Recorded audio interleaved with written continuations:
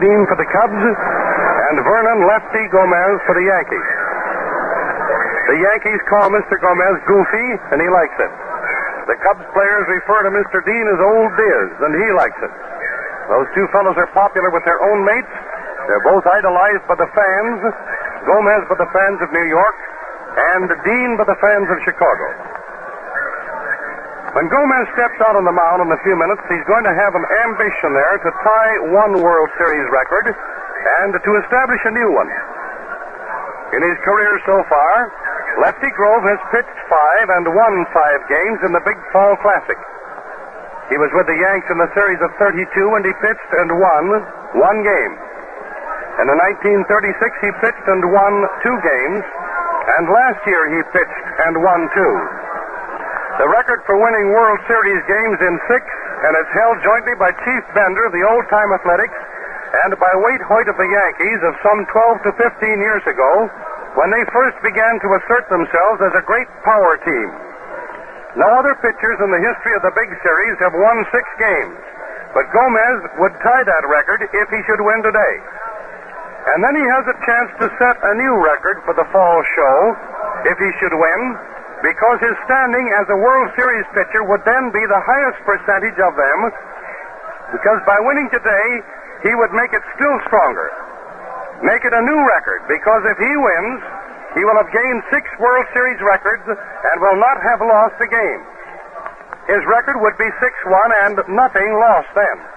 The other boys, Bender and Hoyt, who have tabbed up 6 victories, have been charged at least with 1 defeat apiece.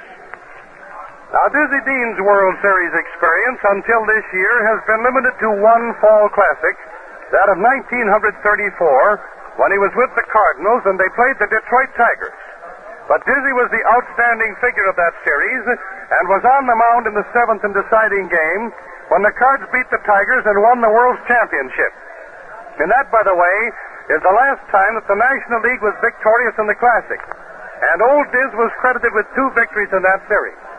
And there are fans today in Chicago and in St. Louis and in many other cities who believe that Dizzy is the man who has about just what it takes to beat the Yankees. Of course, we're going to be able to tell you more about that in a couple of hours from now. Right now, we have the park filling up. Actually, hundreds of fans are milling around and being handled very nicely, as we told you yesterday, by Andy Frain's ushers, who point out the seats and then reach for the next set of tickets. Practically everyone in the park is doing today what they did yesterday. They're standing up in the lower deck. In the upper deck, most of them are seated because they simply have to sit there and look down and see what's going on in the field. The Yankees at the present time are taking their fielding practice. Of course, later on, John Harrington is going to tell you what's going on as far as lineups and things of that sort are concerned. The wind today is not blowing from the north as it did yesterday. It's blowing from the north and east. That means that a ball hit toward center field will be blown back toward second base. A ball hit toward right field will be blown over toward the right field line. A ball hit toward left field with any sort of a carry on it should come back toward third base. It's a wind blowing in from the northeast off the lake. The temperature is around something like 52 according to the last we heard. We're not interested in the temperature as we are in seeing 2 teams get hot. Dizzy Dean is warming up for the Cubs, and Lefty Gomez, a left-hander, is warming up for the team known as the Yankees, the Bone Crushers from New York. Throws are being made in from the outfield down toward the home plate by the outfielders who have been out there in this fielding practice, and now we're having their fielding practice too, taking their throws. Selkirk is just making 1 throw down toward the home plate now, and instead of throwing the ball in full distance like a lot of people do, he's a smart baseball player and he throws the ball in on a hop. The ball gets down to home plate or any other plate faster if you shoot it on a hop. There was a very bad throw just made by DiMaggio, the ball coming off to the left of the plate. That's why he's out there practicing to get his eye. This time he makes the peg with the wind back of him, and the ball comes a lot closer. No bounce to it, though, but right straight into the plate. They're shooting another one to him to drive him off to the left a little bit. He mixes the ball and finally picks it up to make his peg toward home plate. The colors are being assembled, and there seems to be a march starting on out in center field with the same band of American Legionnaires that was here yesterday. Of course, there will not be any seats so far as I know. That's simply my guess, because it's my understanding that all the grandstand seats and the other seats, the box seats, were sold out. if anybody can go out there and find themselves a spot in the grandstand, they're a better man than I am. Because they're going to have to get up there and wedge themselves in with a shoehorn. Now, it's the same kind of an overcast day it was yesterday, with the exception of the fact that the clouds seem to be more solidly banked and are not the dark, scuttling clouds that were there yesterday coming in from the north and west.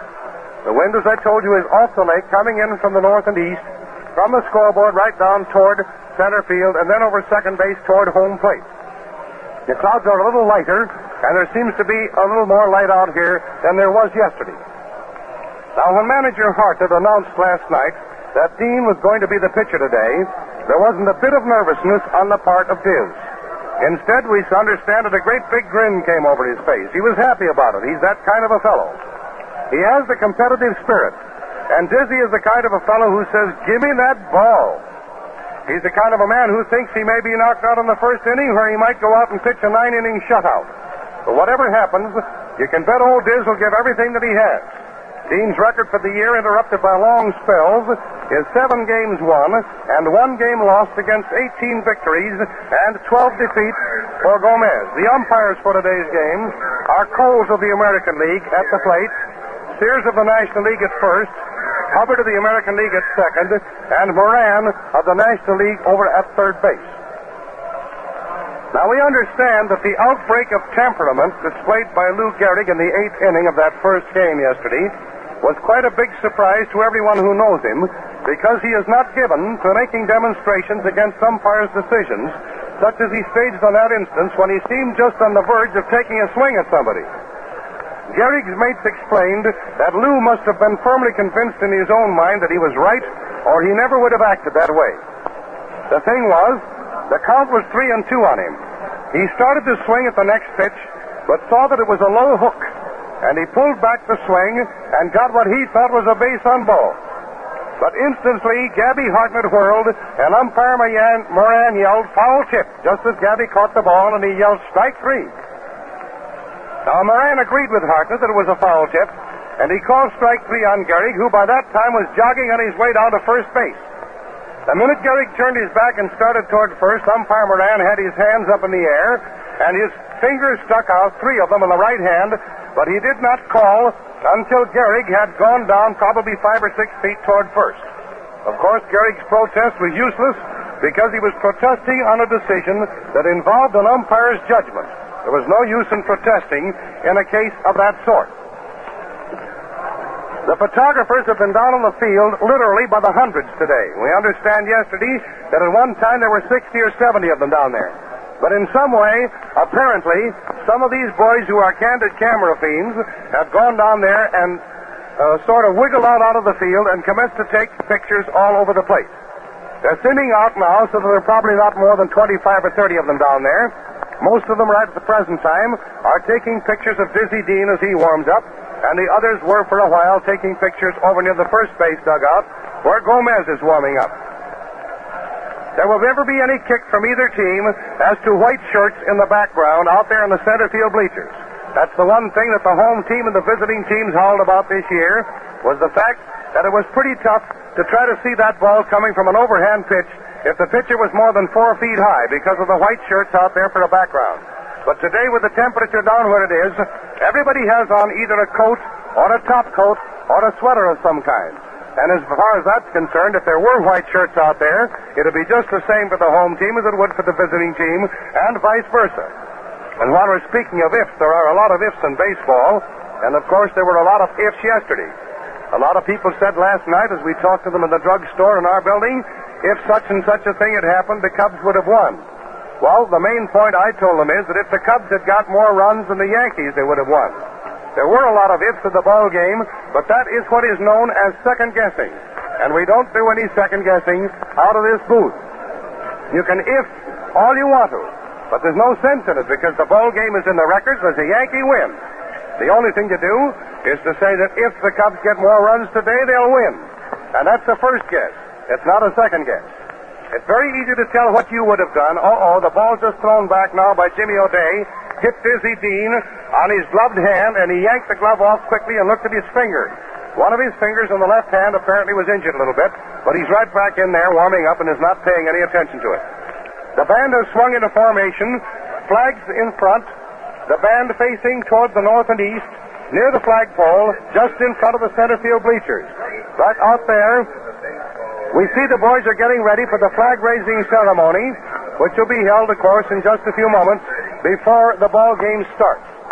The umpires have come out of the first base dugout and are down there in the Yankee dugout, each of them stopping to take a drink of water out of that little water fountain that's down in the corner. Here come the umpires out on the field, and when the umpires come up, that means that it isn't going to be very long before the official lineups will be handed in, and that the boys will start playing ball. And as long as the umpires are going to find out who's playing in this ball game, I think it's only right that you should find out who's playing in this ball game, too. And you will in just a moment. But first, I'd like to say that this broadcast of the World Series game between the Chicago Cubs and the New York Yankees is coming to you from Wrigley Field, Chicago. We pause for station identification. This is the WBBM Air Theater, Wrigley Building, Chicago.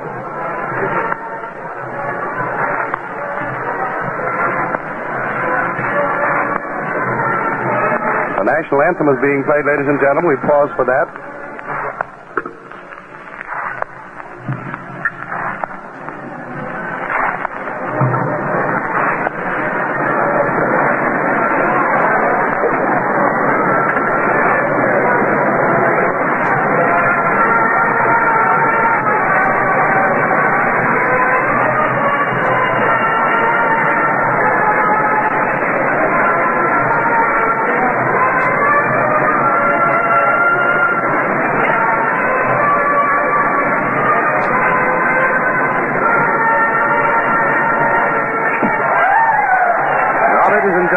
Proceedings will be taken over for the lineups and the ball game by John Harrington. Take it, John.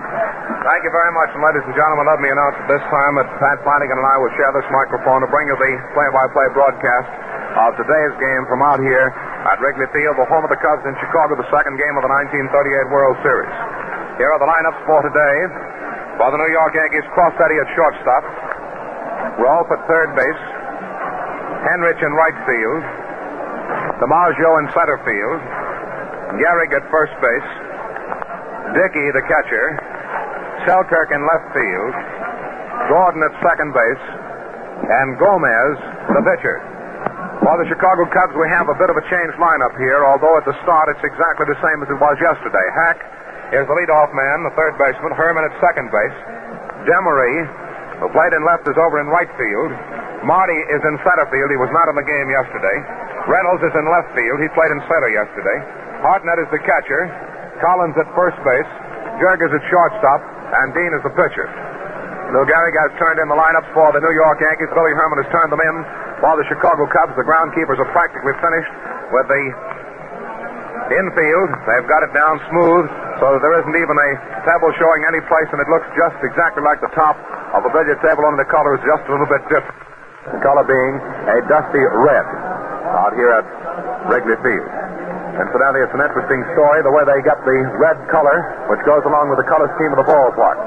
Those red cinders are, the red color in the infield is derived because of red cinders which are ground and pulverized, so they're just as fine as dust. They're mixed with the dirt in the infield, and they give that red effect to the infield, which gives an even better position for a ball which is bouncing to an infield. Let me give you the results of yesterday's game as far as the averages, the batting averages of the boys are concerned, who are going to come up in this game today. Crossetti, the first man up for the Yankees, batted .250 in the first game of the 1938 World Series, which was, as you know, played yesterday afternoon, and which the New York Yankees won by a score of 3-1. Batting orders are being given out here now from the field officially. We've already given them to you. The ball players are going out there. The Cubs have taken the playing field with Hack at third, Jurgens at short, Herman at second, Collins at first, Hartnett as the catcher. Dizzy Dean is going to be the pitcher in the second game with Reynolds in left field, Marty in center, Demery in right. Rolfe, the second man in the lineup for the Yankees, batted .200 in yesterday's game. That's his batting average thus far for the 1938 World Series. Henrich batted .500. DiMaggio had no hits. He has a batting average of absolutely nothing. Gehrig batted .333. Bill Dickey batted .1,000. Selkirk .250 and Gordon .500. Gomez, who was pitching in the game today for the New York Yankees, has won 18 and lost 12, while Dizzy Dean has won 7 and lost 1. Hack's batting average in the World Series, the first game of the World Series of 38, was .750. Herman .250. Demery, nothing. Marty did not play yesterday. Reynolds had no average at all. Hartnett batted .333, Collins .333, and Jurgis .333. So there you have the batting averages for yesterday's game, the first game of the 1938 World Series, which we are bringing you from Wrigley Field. Dizzy Dean has finished his warm-up. The throw has gone out to second base from Gabby Hartnett to Billy Herman. Billy Herman to Jurgis, Jurgis to Hack, and back to Dean. And the umpire in back of the plate, umpire Coles, has hollered batter up. The umpires are Coles back of the plate, Sears at first, Hubbard at second, and Moran is over at third. Crossetti in the batter's box, facing Dizzy Dean. Second game of the 1938 World Series. There's the windup, and here's the first pitch of this game. Comes in for a strike of the outside corner. Came in right at the waist. Strike one. A curveball, which came in the waist high, broke over the outside corner of the plate. Dizzy getting his sign again. Yesterday, the first man up, Crossetti, struck out. Let's see what he does today. There's the windup, and here's the next pitch. And Crossetti swings, hits a high fly ball out into left field. Val Reynolds goes back near the wall. He's back almost against it and takes the ball for the out.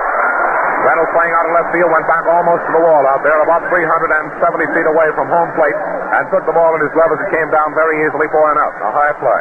That brings Red Rolfe up to the plate. Red Rolfe, the third baseman for the New York Yankees, and the left-hand hitter stepping in the batter's box.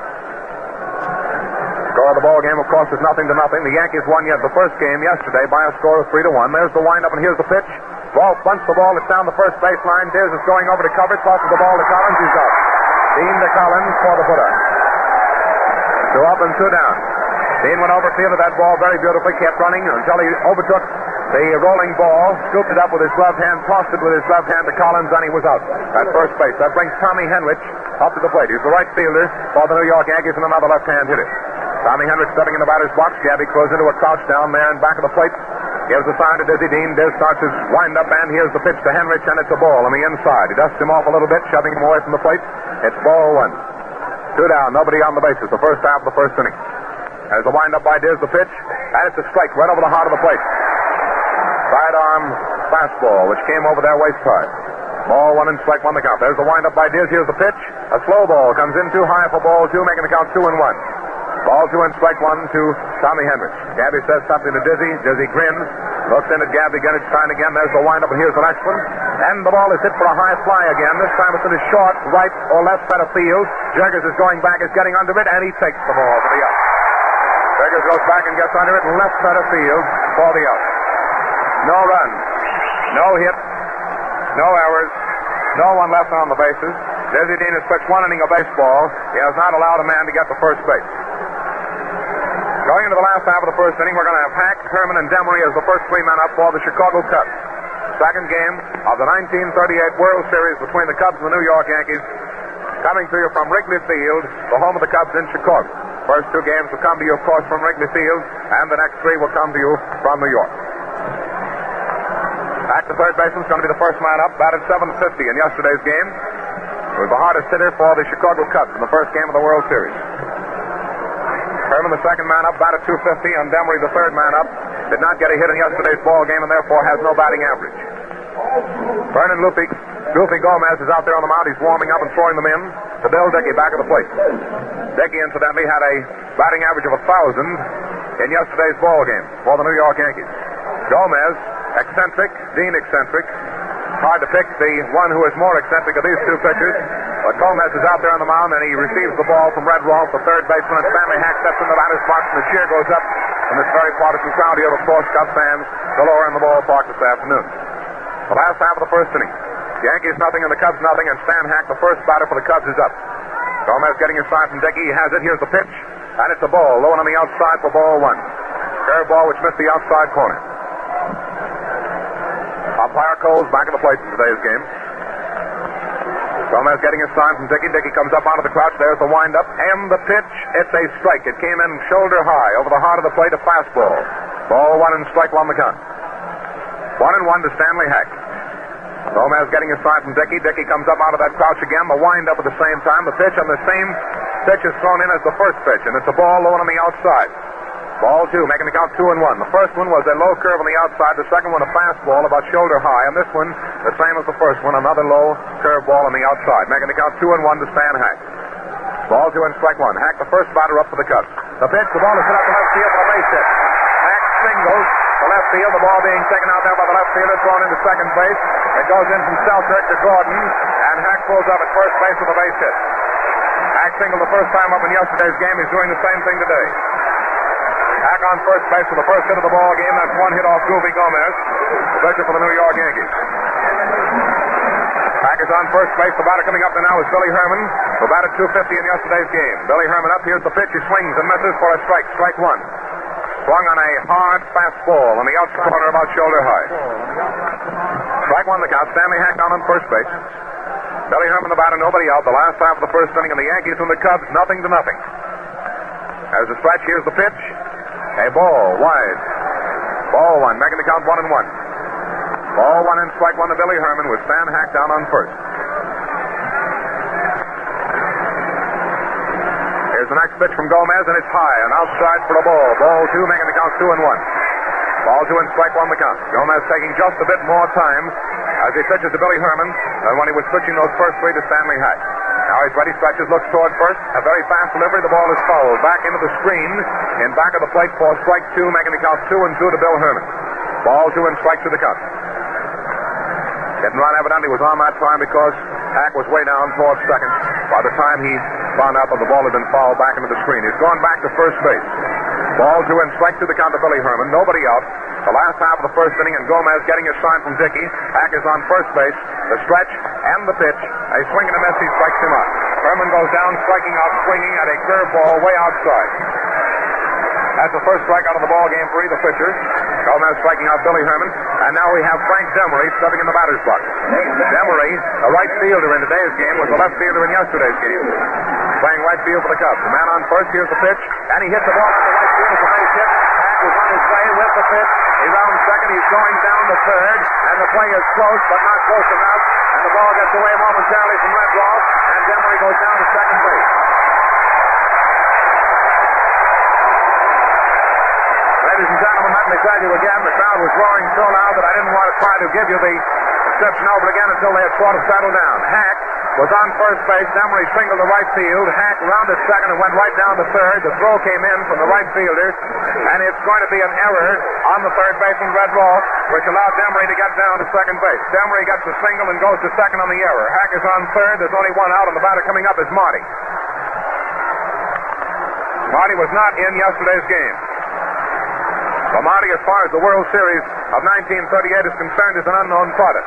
He's stepping in the batter's box, a right-hand hitter, 2 runners on the bases, 1 down. Both those runners are in scoring position. It's the last half of the first inning. Stanley Hack on third base, Frankie Demery on second. Gomez starts his wind-up, and here's the pitch now to Marty.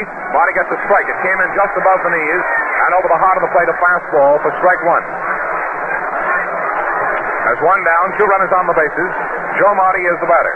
Count on him is strike one. The last half of the first inning. Hack on third, Demery on second. The pitch, the ball is fouled into the right field stand. Way back in the lower deck, in back of the Yankee dugout. Goes back about 30 rows in the lower deck. Strike two is the count to Joe Marty. Marty is a right-hand hitter. One of the reasons he's in that lineup today. Gavrado, left-hand hitter, has been taken out because of the left-hand pitcher pitching for the Yankees. There's the wind-up, and the next pitch to Marty is a ball way high. It almost got away from Dickey. Dickey went up in the air after that one, but he came down with the ball there by holding those 2 runners on the bases. Hack is on third. Demery is on second. Hack single, Demery single, and an error sent Demery down to second base. The single that sent Hack to third. Already there's the windup by Gomez, the pitch. One away. Young Joe Marty up for his first World Series at bat. Steps up, swings, foul tipped it back off Dickey's mask. And it's still 1-2. Joe walked out of batter's box. Sort of bobbing his head in a duck-like motion as if to say, that was the pitch, that was the pitch. There was a batsman smoking right down in.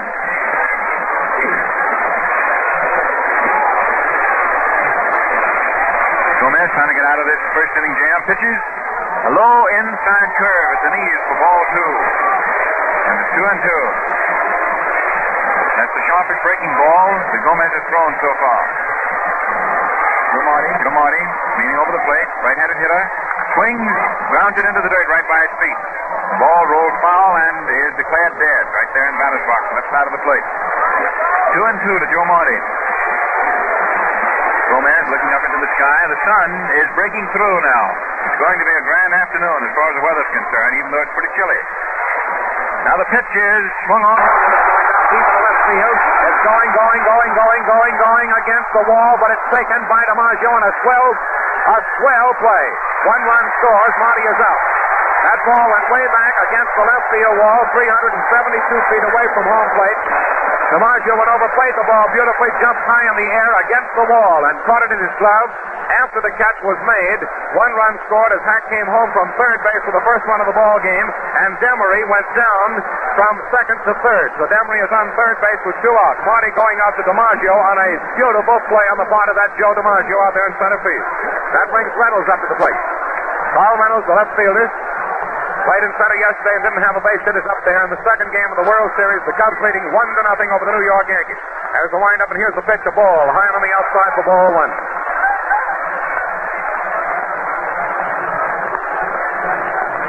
Ball 1 the count. Carl Reynolds is the batter.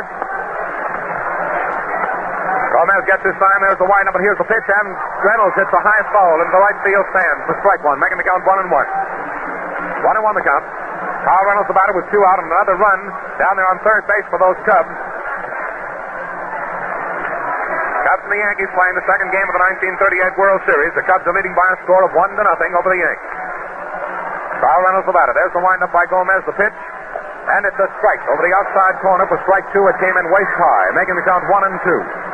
Ball 1 and strike 2 to Reynolds. Demery has gone back and is standing right on the third base cushion.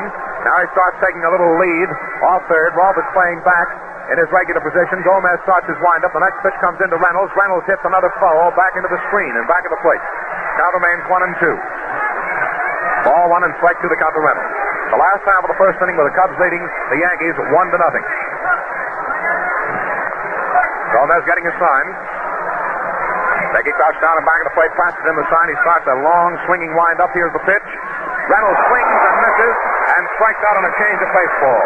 A slow pitch which came in on the inside. He swings and strikes out for the second strikeout for Gomez. The side is retired in the last half of the first inning with 1 run, 2 hits, 1 error, 1 man left on the bases. Gomez has pitched 1 inning, allowed 2 hits, struck out 2 men, allowed 1 run to score. He's had up 1 error in back of him on the part of his Yankee infield. Red Rolf getting the error as the throw got away from him there at third base, allowing Demery to go down to second. The scoring inning in favor of the Chicago Cubs over the New York Yankees, and the man DiMaggio will be the first man to bat against Dizzy Dean in the second inning of the second game of the 1938 World Series. The New York Yankees won yesterday's game by a score of 3-1 over the Chicago Cubs. Cubs are leading 1-0 at the end of the first inning of the second game. DiMaggio, the center fielder, steps in the batter's box. He batted absolutely nothing yesterday. He had no batting average. Didn't have a hit. DiMaggio's in the batter's box. A right-hand hitter, a powerful hitter. Dizzy Dean starts his windup, and time is called. Time is called as manager McCarthy of the New York Yankees calls attention to one of the umpires that there's a gate open in the wall. And so the umpire down there at first base, Sears, walks over and shuts the gate. The gate is now shut.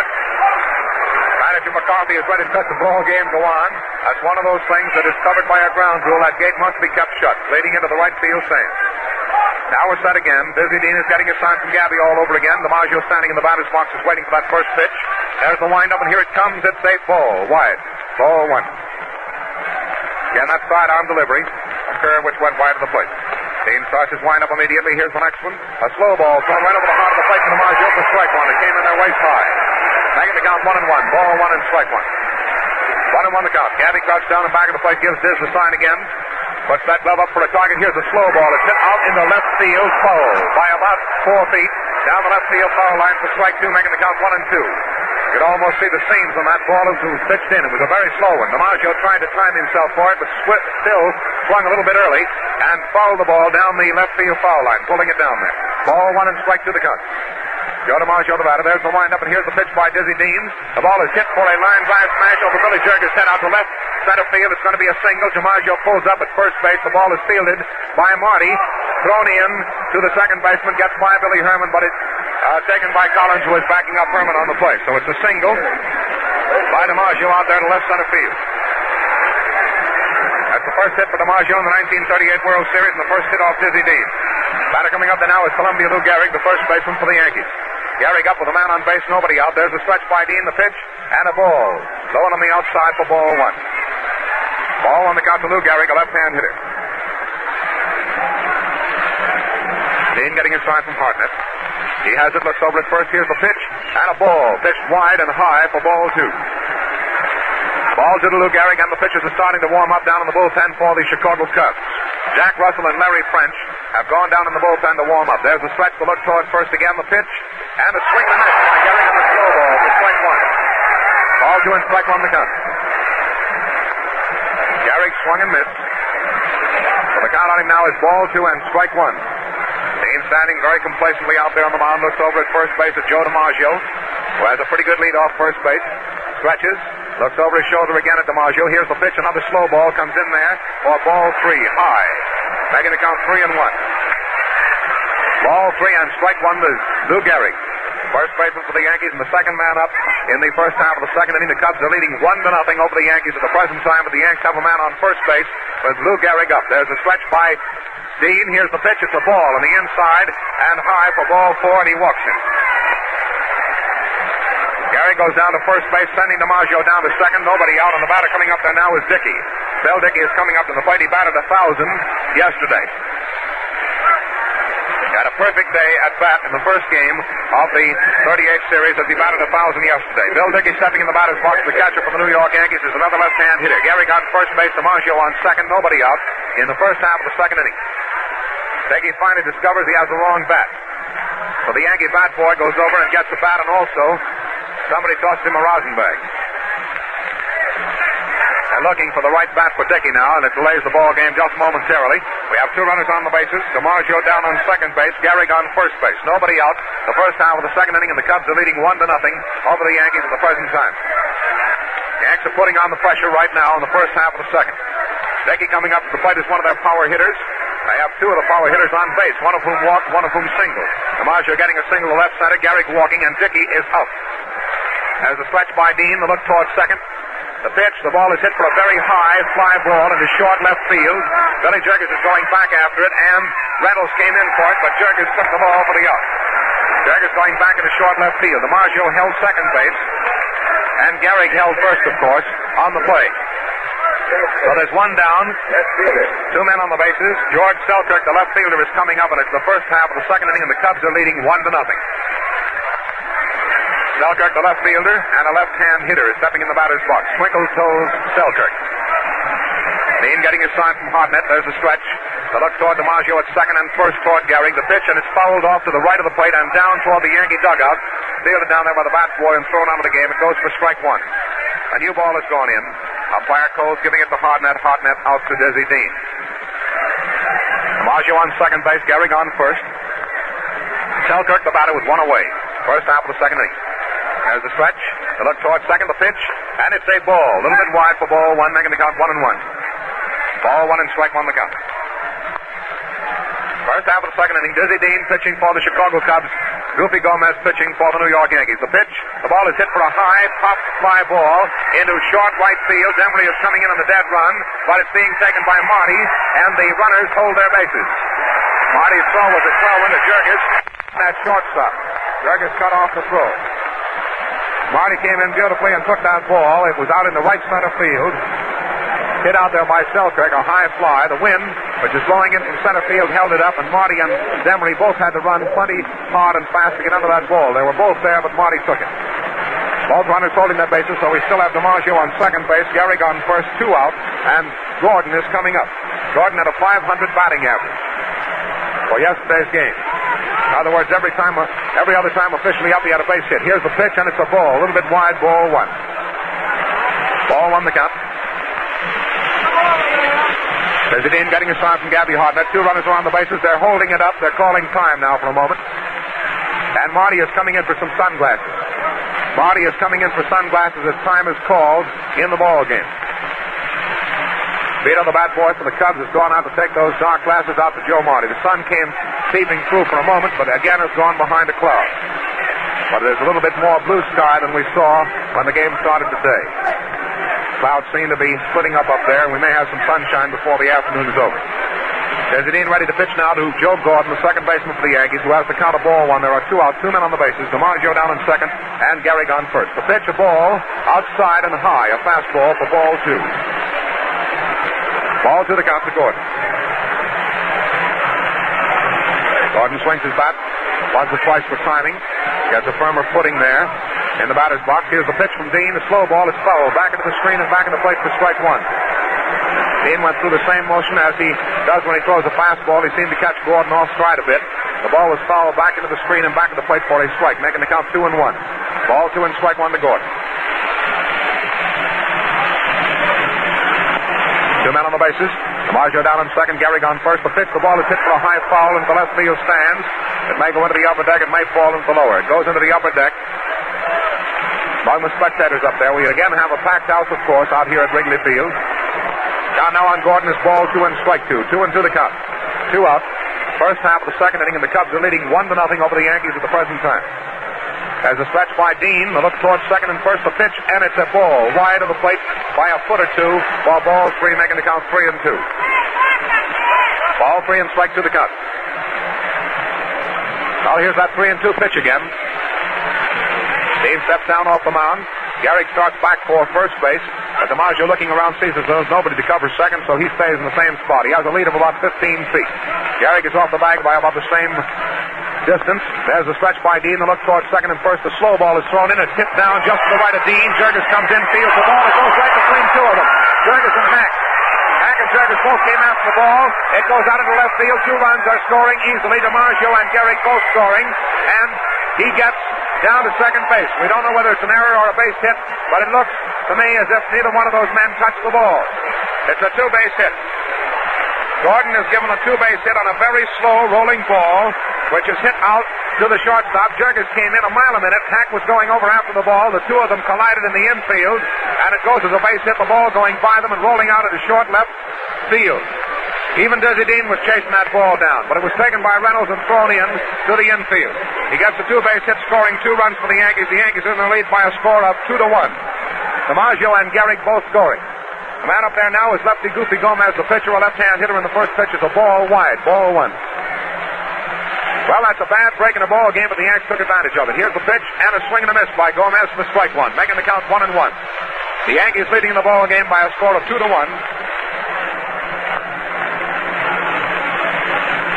Dean getting a sign. Here's the next pitch. The ball is hit for a high fly ball into short left center field. 2 men are after it. Marty and Reynolds. Reynolds is under the ball. He takes it for the out. Gomez going out to Reynolds out there in left field. Retires the side in the first half of the second inning with 2 runs, 2 hits, no errors, 1 man left on the bases. The Yankees are leading by a score of 2-1 in the ball game. Dean is now allowed 2 hits in the ball game, and 2 runs have scored. Going into the last half of the second inning, the Yankees have a 2-1 lead in the ball game. Yankees 2, the Cubs 1, going into the last half of the second. In the last half of the second inning, there will be 333 hitters for the Chicago Cubs coming up in the inning. Harrington had hit 333 yesterday. Collins did the same, and Jurgis the same. Those 3 men are the first 3 to come up in the last half of the second inning. Those are the breaks of baseball. That ball was hit down a slow roller. Nobody should have scored on it ordinarily, but 2 infielders colliding together.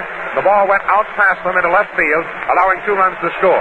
The Yankees taking every advantage in the ball game when they do get the break. Yankees leading 2-1 over the Cubs. Gabby Hartnett is coming up to the plate. Gabby steps in the batter's box. Gomez has been warming up. He still wants one more warm-up throw, and he gets it. Then asks for another. Dickey standing back at the plate is catching him in the warm-ups. This one was just a lobbing toss, and the throw goes down from Dickey to second base to Gordon. Gordon over to Crossetti to Rolfe, and Rolfe to Gomez. Gabby Hartnett stepping in the batter's box. The last half of the second inning, the Yankees leading 2-1. Hartnett is up. Dickey crouched down and back at the plate is giving the sign to Gomez. Gomez goes into a very short windup. Here's the pitch. A ball low on the inside. It came in and almost hit him in the knees. He jumped away from that one. Ball on the count to Gabby Hartnett. Ball on the count to Hartnett. Gomez getting his sign. He has it. Dickey comes up out of the crouch. The pitch, and the ball is hit for a long line smash out to right field, but it's going to be taken by the right fielder easily, Henrich, for the out. Henrich comes in and takes the ball for the out. It was a line drive smash. That brings Collins, a .333 hitter in yesterday's game, up to the plate. Collins yesterday was batting left-handed against Red Ruffing's right-hand pitching. Today against the left-hander, Gomez, he'll be batting right-handed. Collins is a switch hitter. Here's the first pitch. He gets a strike right over the heart of the plate, strike one. He looked as if he might be going to bunt on that first pitch. Red Rolfe started in on it. Again, Gomez gets his sign, winds up. Here's the pitch. A swing and a foul. Off and back of the plate and off the catching mask of Bill Dickey. Goes for strike two to Collins. Collins now has the count of strike two. There's one down. Nobody on the bases. The last half of the second inning, and the Yankees leading 2-1 over the Cubs. Collins the batter. As the windup by Gomez, the pitch. The ball is hit for a grounder down off the shoulder of Red Rolfe. Red Rolfe finally feels that it bounced against his shoulder, went up in the air about 15 feet. He came in and brought the ball himself. It goes as a base hit for Collins. A single for Collins off the shoulder of Red Rolfe. The ball took a bad hop, hit him right in the shoulder, bounced straight up in the air. Red Rolfe came in and caught the ball himself. A little ball going about 20 feet in the air, and to put a man on first base, the man up is Jurges, and Jurges is a .333 hitter. Here's the first pitch, and he swings and misses for a strike. Strike one. Strike one to Jurges, a man on first base. Third hit off Gomez in the ball game. Gomez has now allowed 3 hits. There's one out and a man on first. Jurges up. Gomez, the left-hander, getting a sign from Bill Dickey. He stretches, looks toward first. Here's the pitch. Jurges gets the ball wide. Ball one. Making the count 1-1. Ball one and strike one the count. 1-1 the count to Billy Jurges. Collins taking a good lead off first base. Here's the pitch from Gomez. The ball is hit on the ground. It's down to Rolfe. It's a slow hopper over to second, over to first base. And they get Collins at second in the fourth play. The ball going from Red Rolfe to Joe Gordon, the second baseman, from Gordon to Gehrig. But Jurges was safe at first base. The double play did not work. However, they got one man getting Collins at second base from Red Rolfe to Gordon, the second baseman. And Jurges is safe on the fielder's choice, and Dizzy Dean is coming up to the plate. Dean is coming up and stepping in the batter's box. A little tough luck in the part of the infield when they had that collision. Put Dizzy Dean in the spot and allowed 2 runs to score for the Yankees. The Yankees are ahead by a score of 2-1 in the ball game. The last half of the second, a man on first base, 2 down, and Dizzy Dean is up. Here's the first pitch. Dean gets a ball wide. Ball one. Ball one the count to Dizzy Dean. Jurges down on first base and 2 out. The last half of the second inning. The score 2-1 in favor of the Yankees. Here's the pitch. The ball is fouled back into the screen. Dean taking a full cut at that ball. Fouled it back into the screen and back of the plate for a strike. Back in the count 1-1. Ball one and strike one the count. Gomez getting a sign from Dickey. Fans out there on the mound. There's the stretch, the pause. The look toward first, the pitch, and it's a strike. A curveball strike. Slow, easy curve. Much like the kind that Dizzy Dean has been serving up to the Yankees in this ball game. And it goes for strike 2, making the count 1 and 2. Ball one, strike 2 to Dizzy Dean. Here's the pitch. A fastball. He fouls it off into the screen and back of the plate. Count remains 1 and 2. Ball one and strike 2 to Dean. Jurges down on first base with 2 out in the last half of the second inning. Yankees leading 2-1 over the Cubs. Yankees 2, Cubs 1. As the stretch, here's the pitch. Dean hits a slow ground ball. It's down to Crossetti. Crossetti over to first base. Dean is out at first. From Frankie Crossetti, the shortstop, over to Lou Gehrig at first base. He's out at first to retire the side in the last half of the second with no runs, 1 hit, no errors, 1 man left on the bases. Gomez has pitched 2 innings of baseball, allowed 3 hits in the ball game, struck out 2 men, allowed 1 run to score. Brings to a close 2 innings of play. This broadcast of the World Series game between the Chicago Cubs and the New York Yankees is coming to you from Wrigley Field, Chicago. We pause for station identification. This is the WBBMF Theater, Wrigley Building, Chicago. All right, thank you, John. All ready to go. The first man coming to bat should be the leadoff man, Crossetti. His first time up, he pops out to Reynolds, or flied out to Reynolds, back against the wall, rather. Clear back in there, a very deep fly. Something like the one on which DiMaggio caught a long fly on Marty, which the Cubs scored the 1 run. It's 2-1 in favor of the Yankees. They're playing in the third inning. The man at bat is Crossetti. Dean pitches, and Crossetti takes one on the inside corner, but it's low for ball 1. Ball 1 to Crossetti. Ready for that next ball to be pitched. Dean has the sign. Crossetti fouls the ball up into the net. Ball 1 and strike 1. They're playing Crossetti for a full hitter over toward left field. Cubs infield got mixed up a little while ago, and a couple of runs came in. What would ordinarily been an easy out, but that doesn't make any difference. There goes a hard hit ball out toward left field in the corner, and goes over and makes the catch. Back in, out of our sight. When he made the catch, we could tell by the reaction of the crowd. He came up with a line drive way back in the corner near the 353-foot mark. Rossetti hit that ball beautifully and had it placed out there on a nice spot, but Reynolds went over and got it. Rolfe comes to bat. He attempted to bunt his first time and was thrown out by Dean. Tried to put down what they call a drag. This time he attempted the same thing and had a strike called on him. He yanked the bat back, checked his attempt to bunt. Now watch for the pitch to Rolfe. Curve ball missed the outside corner, chest high. Ball one, strike one, one down. We're playing in the first half of the third, and the score is 2-1 in favor of the Yankees. Here's the pitch by Dean, a slow ball, and that floats over the outside corner. The change of pace ball is just oozed in there for strike two. Ball one, strike two. Rolfe down there choking the bat about 2 inches off the end of the handle. Hits one down toward right field. Herman is up with it. Over to first base. Rolfe is out. A hard hit ground ball. It looked sure like it was going toward right, but Billy Herman over to his left and got the ball nicely for the put-up. Henrich is coming to bat. The first time up, he popped out to Billy Jurgens. Henrich at bat. Left-hand hitter. Outfielders are playing him square away in all fields. Not quite so much of a full hitter. First ball pitched to him was a lovely strike in the outside corner. Kind of a ball that looks bad all the way down there with left-hand hitter, and just as you relax, the ball hooks in and catches that corner. Dean pitches a slow one and hits the same spot, but a little bit too low. Dizzy hollers about it. Gabby lets the yelp at him. The umpire saw it wide and low. Hit the corner, but it was low. A slow one missed the outside corner going away.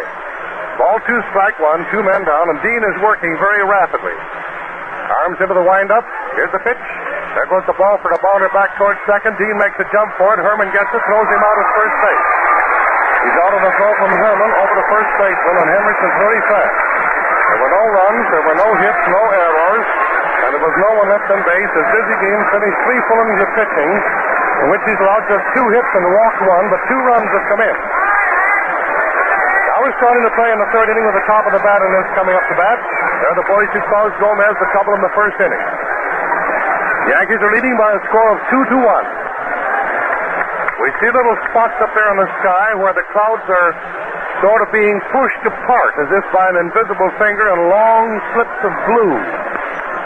If this wind continues off the lake and the clouds keep on breaking this way, we will still have a bright day to watch the ball game. Yesterday was rather dull. The clouds are about 12 shades darker than they are now. Today's clouds are rather light. Boys in the infield are throwing the ball around with Gehrig. Gomez and Dickey are having their warm-up. The first man coming to bat will be Stan Hack. Yesterday he got on base 3 times but couldn't score. Today he got on base and finally got around. After going on over to third base, he came in and scored from third after Demerty had singled and put him over there. Marty hit a long fly out towards center field that DiMaggio handled with his back up against the wall at the 368-foot mark, and Stan Hack scored after the catch. The ball game is held up for a while Pat Piper throws some things off to one side that had been thrown on the field. All right, it's 2-1 in favor of the Yankees. Gomez ready to pitch down to Stan Hack. We're playing the last half of the third inning and getting all set to go. The wind-up, 2 left-handers facing each other. They're playing Hack straight away.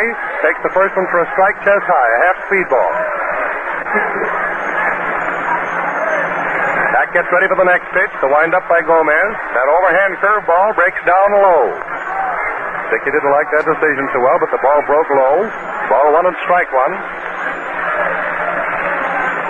Ready for the next ball to be pitched. The wind-up starts. There's the ball hit down towards shortstop. Rossetti's up with it. Makes the peg over to first, and Hack is safe. Keeps it out for a hit. Hack keeps it out for a hit. The tying runs on first base, and that's hit number 4 off Gomez. Nice running on his part, and a beautiful peg by Rossetti. A long stretch by Gehrig, but not quite enough to beat Hack's speed. He was in there. Man coming to bat is Billy Herman. Billy Herman hit .250 yesterday. He struck out today. His first time up. Captain Billy takes a stock at the first one and fouls it back into the crowd. Gentlemen in the front row of the second group of box seats, 6 tiers back, just caught the ball. 1 strike. A man of it on first base, and we're seeing a tough, hard-fought ball game.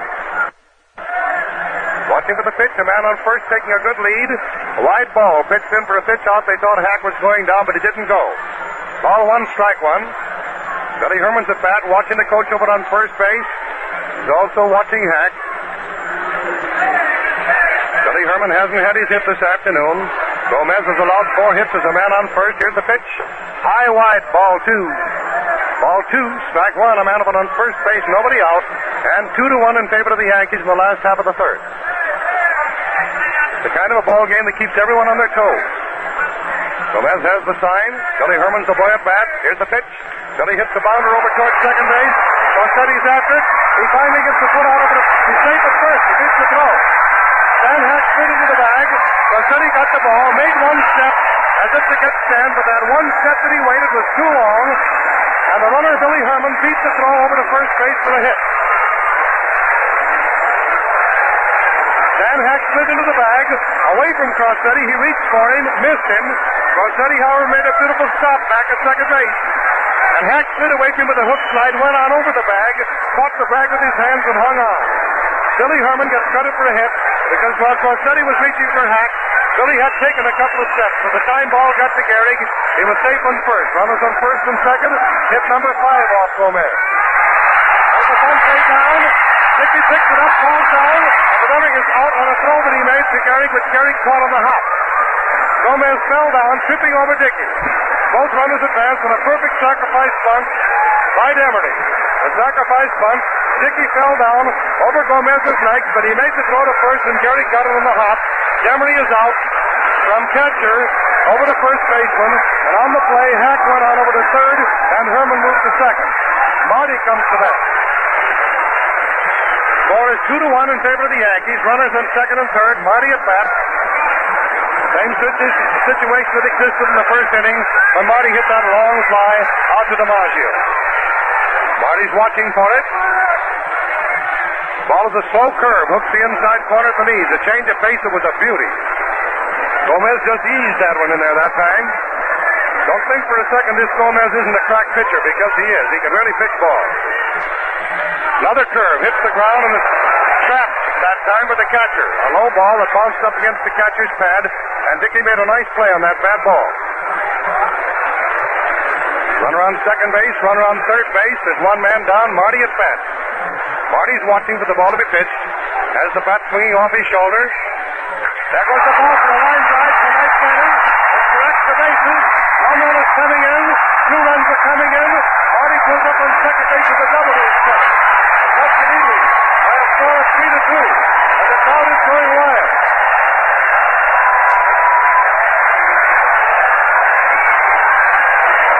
We have a double by Marty. Marty hits a double out to right center, a line drive, and he gets credit for having driven in all the runs this afternoon. That's hit number 6 off the pitching of Gomez, and the Cubs are leading by a score of 3-2. The next man up is Carl Reynolds, who has not had a hit so far in this series. There's a pitcher warming up. A pitcher warming up for the Yankees. First ball pitch to Carl Reynolds. Hadley, Bump Hadley is warming up. Hadley.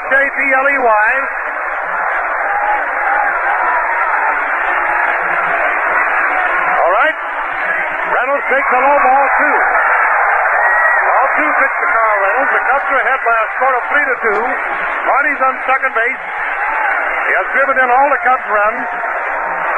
Carl hasn't had a hit so far in this series. Takes one close to the belt for ball 3. Pitch to Carl Reynolds. There's one man down, 2 runs in, and a man on scoring position on second base, and Rolfe comes in to pitch to talk to Gomez, the pitcher.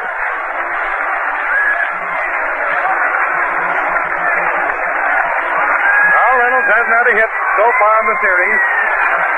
And naturally, he's in there trying. His first time up, he struck out, just like Billy Herman did. Then Billy got a hit the next time up. Reynolds is up facing Gomez. Marty's on second base. He's in scoring position if Reynolds can get a hold of one. Reynolds is waiting for it. Fouls the ball up into the net. Ball 3 and strike 1.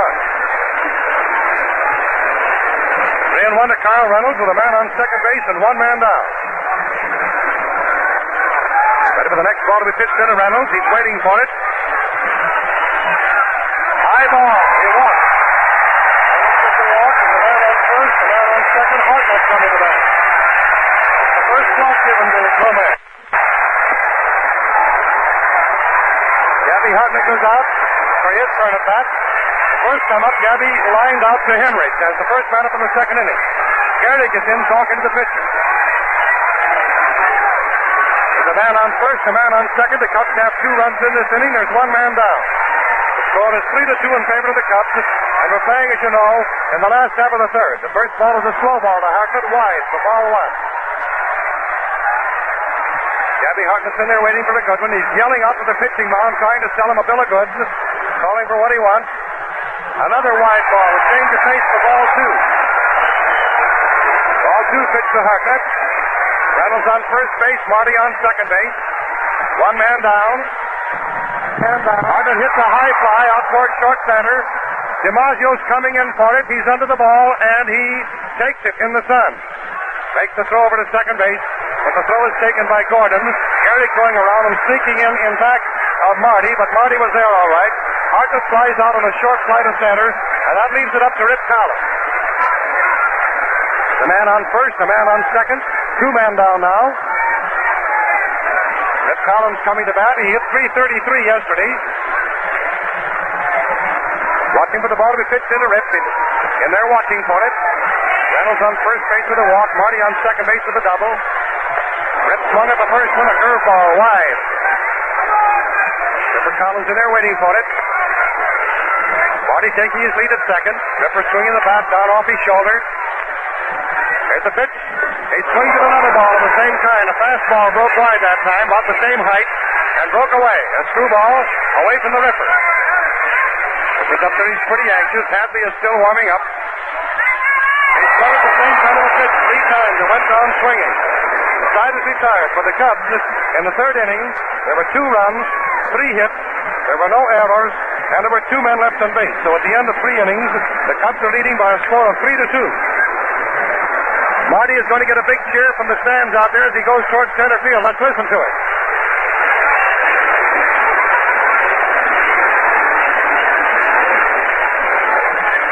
All right, DiMaggio, Gehrig, and Dickey, the first 3 men to face Dean. The score, as you know, is Cubs 3, Yankees 2. The Cubs scored 1 run in the first inning. Yankees got 2 runs in the second inning. The Cubs came back and got 2 more in the third inning. Dean is out there ready to have his first chance to pitch to DiMaggio. DiMaggio scored the first run for the Yankees. DiMaggio and Gehrig coming in and scoring on what was given as a double to Gordon. Jurgis and Hack charging in for a slow bounding ball, and they knocked each other down. The ball went out toward left field, and both runs scored. All right, there we have it now. It's a score of 3-2. They pay on the number of boys that come over the plate. The first hit off Dean was made by DiMaggio in the second inning. Dean swings one down. DiMaggio knocks a foul up into the stands over toward left field. A slow pitch. Strike 1. Lefty French starts to warm up for the Cubs, and so does Jack Russell. Lefty French and Jack Russell starting to warm up. There might be something wrong with Iz's arm. We don't know. Not that time. Strike on the outside corner. Iz would immediately tell Hartnett if there's anything bad with his arm. Iz steps back to the rosin sack. All right, 2 strikes to the hitter. Izzy has the sign. He winds it up. Here's the pitch. DiMaggio hits a pop foul up in the air. Hartnett's after it over near the stand. He's up there and reaches for it and takes it to the out. DiMaggio pops out on a foul to Hartnett. That retires the first man and brings Gehrig up. He walked his first time up. The Cubs are leading by a score of 3-2 in what has turned out to be a spectacular ball game. The sky is clearing and the sun is very, very bright out there on the field. They're playing Gehrig for a full hitter toward right. Dizzy pitches a strike. The sidearm curve that came in looked bad all the way down, and as the hitter relaxed, it broke the corner for a strike. 1. Dean winds it up. He pitches a slow ball and hits the outside corner, but it's too low. Ball 1, strike 1, 1 down, nobody on. Dizzy Dean has his sign for the windup. Dean's going to pitch it. He does. A slow ball almost hit Lou Gehrig that time. The ball got away that time and sailed in, and Prickner got him in the leg, but it was a very slow pitch, and Lou stepped away and grinned.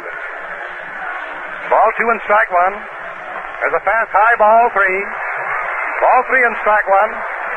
Ready for the next ball to be pitched. Gehrig says something to Hartnett. Hartnett nods just as Dean gets ready to pitch. Gehrig steps out of the batsman's box. He's grinning about something, and again he steps out as Diz starts to wind up. Diz stands and looks at him. He's working very fast, and he steps out the third time. And he steps out the fourth time as this gets ready.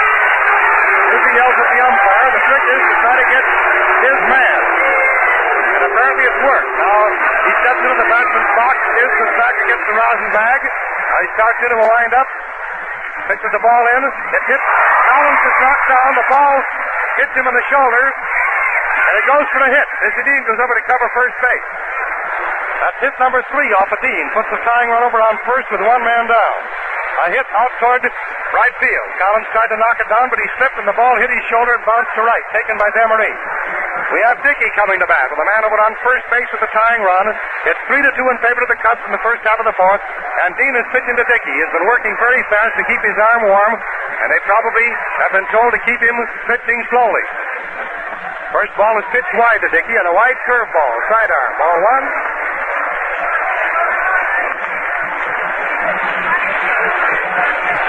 Ready for the next pitch to come over, a stretch and a look toward first.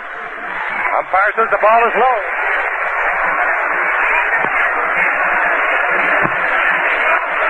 Ball 2 pitched into Dickey. First time up, Dickey popped out to Jurgens. Now we're seeing what happens here. There goes the ball back towards second base. Herman's up with it, over to short, back to first. Double play. That time Gehrig got in kind of hard, and he bumped Jurgens, but he immediately got up and spoke to Billy as much as to say he was sorry he bumped him. He was not charging Jurgens in an attempt to hurt him. Gehrig is a big man, and he hit the dirt hard, and he said something to Jurgens, and Jurgens grinned and said, okay. Nobody was angry, and Gehrig was not trying to charge him. In the first half of the fourth inning, no runs, 1 hit, no errors, and no one left on base. The Cubs turning in a fast double play to nip that rally in the bud. Jurgens, Dean, and Hack coming up to face Gomez in this inning, with the Cubs leading by a score of 3-2. It has turned out to be a swell ball game. In 4 innings, Dean has allowed 3 hits. He has walked 1, struck out 2, and 2 runs came in. In 3 innings, Gomez has allowed 6 hits, walked 1, struck out 2, and he's allowed 3 runs to come in, and he's had 1 arrow back at him. Gomez has struck out 3, John tells me, as he checks. Collins is the last man to strike out. Thank you, John, and I did not check it. Struck out 2 men in the first inning and the last man up in the third. All right, Billy Jurgens comes to bat. He was safe in the fielder's choice in the second inning when he came up as the third man at bat. All right, the Cubs leading by a score of 3-2. We're playing the last half of the fourth. Ball thrown over to second base to Flash Gordon. He gives it to Crosetti. Crosetti gives the ball to Rolfe. Rolfe shoots the ball up toward the mound, and the man coming to bat is Jurgens. Billy Jurgens coming to bat. The Cubs leading 3-2, and the crowd is talking it up. Yankee fans are yelling for a shutout, or for a put-out rather, and the Cub fans are yelling for a hit. The first ball pitched is wide and gets away from Dickey. Gomez has been pouring that ball down here this afternoon. Dizzy Dean has been using a change of pace because of the bum arm. Another ball pitched low inside. Curveball broke down, and that thing broke off like a pane of glass. Ball 2, no strikes. And at bat is Jurgens. Billy starts to take a cut at that, changes his mind, and takes a wide ball. But it's called for a strike, I beg your pardon. Umpire raised his right hand. Ball 2 and strike 1. I was watching the outfielder. Just as soon as the ball was pitched, I looked out there. He tried to get away from that. The ball hit his bat and bounced back for a foul. He started to check his swing, but the foul, strike 2. 2-2 to Billy Jurgens, and they're playing him desperately for a full hitter out toward right, and there's a big hole out in center field. Man at bat is Jurgens. Here's the pitch. Umpire says it's wide for 3-2. That gives him the whole string, and it must be in there. Now we'll see if Dizzy cracks that terrific curveball that he broke off down there the last time he pitched to Collins. There's the ball down the third base line. Rolfe is up with it on a hard shot over to first base, and the runner is out at first base. The ball was thrown wide to Gehrig, so he had to step directly down the first base line to make the catch. He got it and got out of the road nicely. Billy Jurgens sidestepped him, and he's out from Rolfe over to first base. Dean comes to that. As the crowd like Dizzy, he's getting just as much of a hand from the Yankee side of the field as he is from the Cubs side of the field. Dizzy Dean at bat. The first time up he went out from Crosetti over to Gehrig. Here's the pitch. Dizzy hits one down the left field. That's the first ball for a single. Hit number 7 off the pitching of Gomez. Dean is over on first base with a single he's set. The man coming to bat is Stanley Hack. Dean puts on his sweater coat, One man down. The Cubs leading 3-2 in the last out of the fourth. Dean's over on first base. That is batter Stanley Hack. Ready for the ball to be pitched. Stan is up there watching. Left-hand hitter. The crowd's beginning to talk it up. Pope right up over his head, a high ball. So high that Dickey, with his 6 feet 3.5 inches, had to reach for it full length. That's the kind of a ball that they call a sailor. It took off after it got away from Gomez, and he had nothing to do with it. It's just one of those things where the wind took it. The ball is fouled back into the net. Inside curveball. Ball one, strike one, one down, a man on first base, and the Cubs ahead by a score of 3-2 in the fourth. That ball that Gomez threw down to Stan Hack was not a duster. It simply sailed away after it took off from his head. Hack attempts to bunt, and the ball is fouled up into the net. Attempting to bunt, the ball is fouled. Ever since the World Series started, Dickey's been trying to sell Stanley Hack a bill of goods, but there's been no sale so far. Bump Hadley is warming up for the Yankees. Hack's down there at bat with Dean over on first base. Hack's watching for it with 1 and 2. Low curveball, wide. And nicely played by Dickey. He had to go to his knees to block the flight of that ball. The ball hit the dirt off to the left of the plate. Ball 2 strikes to the Stanley Hack. House, as they call him on the bench, or Stash as we call him. Stash is up. Takes the ball wide. The umpire says, no, it missed that corner. Dickey said, no, it doesn't. Umpire said, it's 3 and 2, my boy. A fastball, a beautiful fastball down there, but it missed that outside corner. Ball 3, strike 2. Gomez is mixing them up nicely. And a batter, Stan Hack with 3 and 2. Dean's on first base, ready to go. There he goes. Here's the pitch. The ball is hit towards the shortstop. He's up with it. Over to second base. Back to first. Or the double play from Crosetti to Gordon to Gehrig. Hack gets into a double play from Crosetti to Gordon to Gehrig, and it was a sweet double play. Nicely worked. No runs, 1 hit, no errors, and no one left on bases for the Cubs as we finish the fourth inning with the Cubs in the lead by a score of 3-2. This broadcast of the World Series game between the Chicago Cubs and the New York Yankees is coming to you from Wrigley Field, Chicago. We pause for station identification. This is the WBBM-Air Theater, Wrigley Building, Chicago.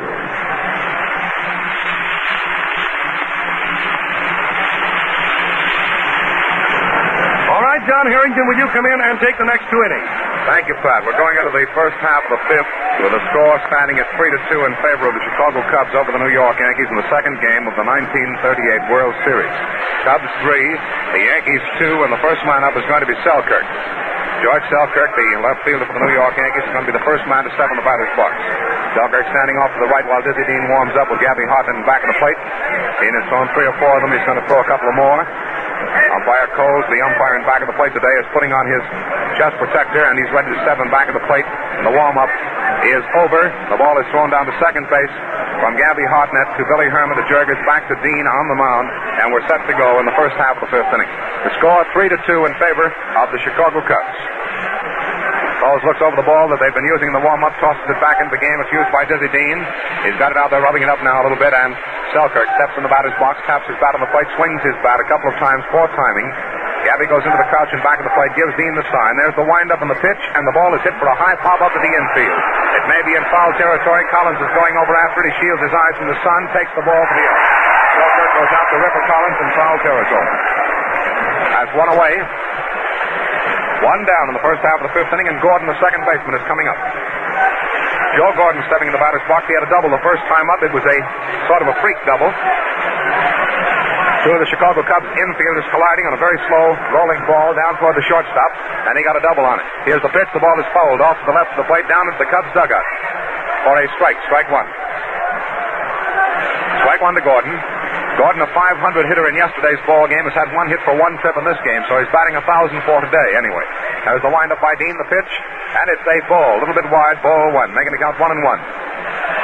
Again, it was that sidearm curveball delivered in there by Dean very slowly, easily, and it missed the outside corner for a ball. Ball 1 and strike 1 the count. There's 1 down, nobody on the bases the first half of the fifth. Here's the pitch, fouls back into the screen for strike 2, making the count 1-2. Joe Gordon taking a full cut of that ball, lifting it back into the screen. New ball has gone into play. That one goes out, thrown out by the Yankee bat boy, who took it off the screen and throws it to Bat Piper. Ball 1 and strike 2 to count to Gordon, the second man up in the inning. Here's the pitch. Slow ball hit down to Stanley Hack. He feels it easily. A fast throw over to first base. He's out by about 5 steps. He's out from Van Hack over to Collins. It's Gordon who was the batter. He's out number 2, and that brings Gomez up to the plate. Gomez, the first time up, hit a fly ball out to Reynolds in left field and was out. Gomez is coming up for the second time in the game. Gomez, history of wins and losses is 18-12. He's never lost a World Series encounter. He's the pitcher for the Yankees today. There's the windup by Dean, the pitch, and Gomez hits a foul down the first base line. Goes just a foot outside as it goes past the first base cushion. Dean had gone over to cover at first base in case it had been fair. Collins fielded the ball, throws it into Hartnett. Hartnett throws it around the infield, finally back to Dean.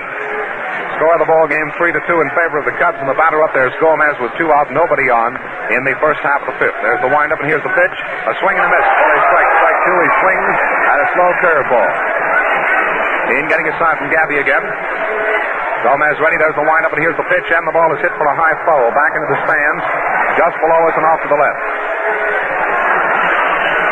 Seemed like everybody reached up. Hands were stuck up in the sky for that baseball. It drops right in between them and hits down on the concrete, and then there's a scramble on to see who will get the ball. There's the windup and the pitch. The ball is hit on the ground. It's down to Billy Herman. It's a slow, easy grounder. Herman over to Collins, and he is out. Gomez out at first base from Herman to Collins. Retired the side in the first half of the 5th inning with no runs, no hits, no errors, and no one left on the bases. Dean has now pitched 5 innings of baseball, allowed but 3 hits, walked 1 man, allowed 2 runs to score. Now we're going into the last half of the 5th inning, and the first man to come up is going to be Billy Herman. Herman, who has had 1 hit and a strikeout thus far in the game today, and has scored 1 of the runs, which the Cubs have at the present time. They lead by a score of 3-2. Is coming up to the plate as the first man up. So we'll see Billy Herman, Frank Demery, and Joe Marty. Each one of these men have had at least 1 hit. Herman has had 1 for 2. Demery has had 1 for 1, getting a single the first time and sacrificing the second. And Joe Marty has had 1 for 2, having a double which scored 2 runs in the 3rd inning.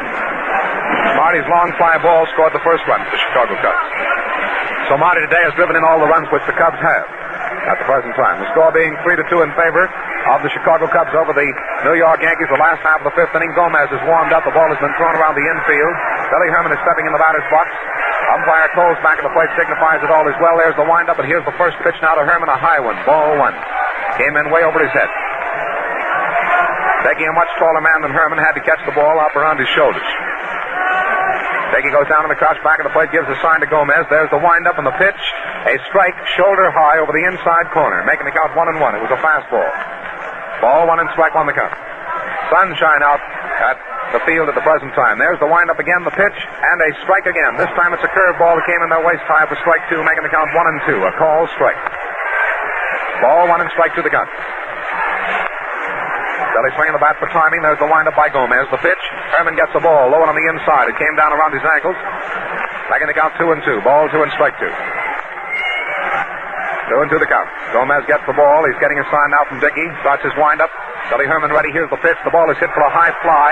It's going to be in short right field. Joe Gordon, the second baseman, started in for the ball and then had to stop himself and go back, but he finally makes the catch. Herman popping out to Gordon on a high fly ball just back on the grass and back of Gordon's regular second base position in the infield. Gomez now pitching to Frank Demery.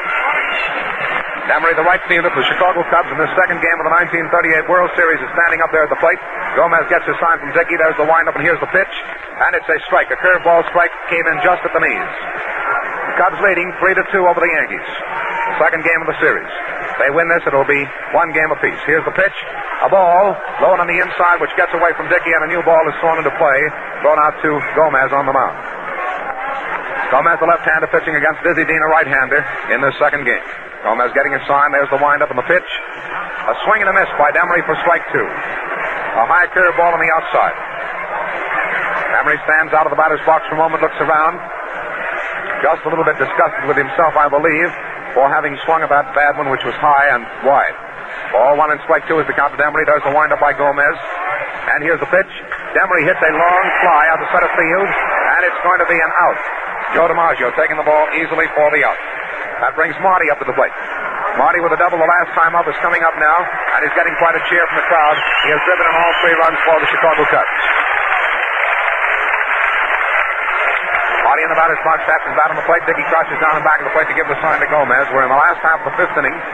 The score of the ball game, 3-2 in favor of the Cubs. There's the windup on the pitch. A strike, a curveball strike right over the heart of the plate. Came in there waist high.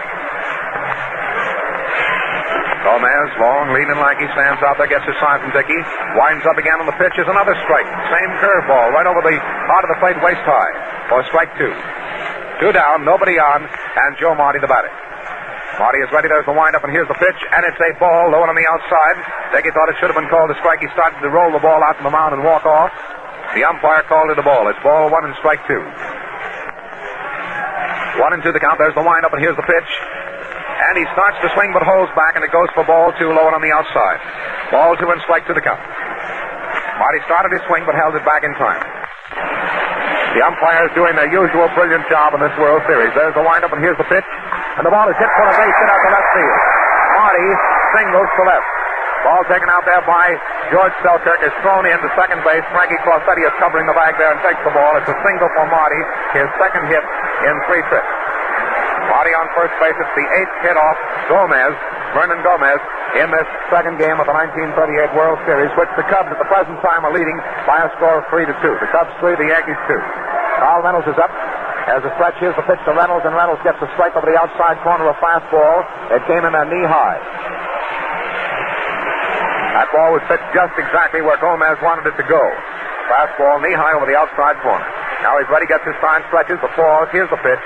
High on the outside for a ball. Ball 1 and strike 1 the count to Reynolds. 1-1 the count to Reynolds. Marty down there on first base. Gomez gets his sign. Here's the pitch. And a strike right over the heart of the plate. A fastball comes in there just halfway between the knees and the waistline. And it's a called strike, strike 2, making the count 1-2 to Carl Reynolds. Ball 1 and strike 2 to count. Gomez getting a sign from Dickey. Stands out there on the mound. Doesn't seem to be a bit perturbed about the man on first. Here's the pitch. And the ball is hit for a high foul back into the right field stand. Goes in back of the Yankee dugout. Almost into the reserve grandstand section. Ball 1 and strike 2 the count to Carl Reynolds. 2 down on the man on first base and Marty. Marty takes a good lead. There's the stretch, the pitch, a high one, and the steal is on, and Marty is going to be out at second base. He is out from Dickey down to Crossetti. Marty goes out stealing from Dickey to Crossetti, who covered the bag. Bringing to a close the last half of the 5th inning with no runs, 1 hit, no errors, and no one left on the bases. Gomez has now pitched 5 innings of baseball. He has allowed 8 hits, walked 1 man, struck out 3 men, and allowed 3 runs to score, and the Cubs are leading by a score of 3-2 going into the first half of the 6th inning. In the 6th inning, we're going to see Crossetti, Rolfe, and Henrich as the first 3 men to face Dizzy Dean. Let's see what their records are in this ball game thus far. Crossetti up 2 times in the ball game. It's flied out each time to Carl Reynolds in left field.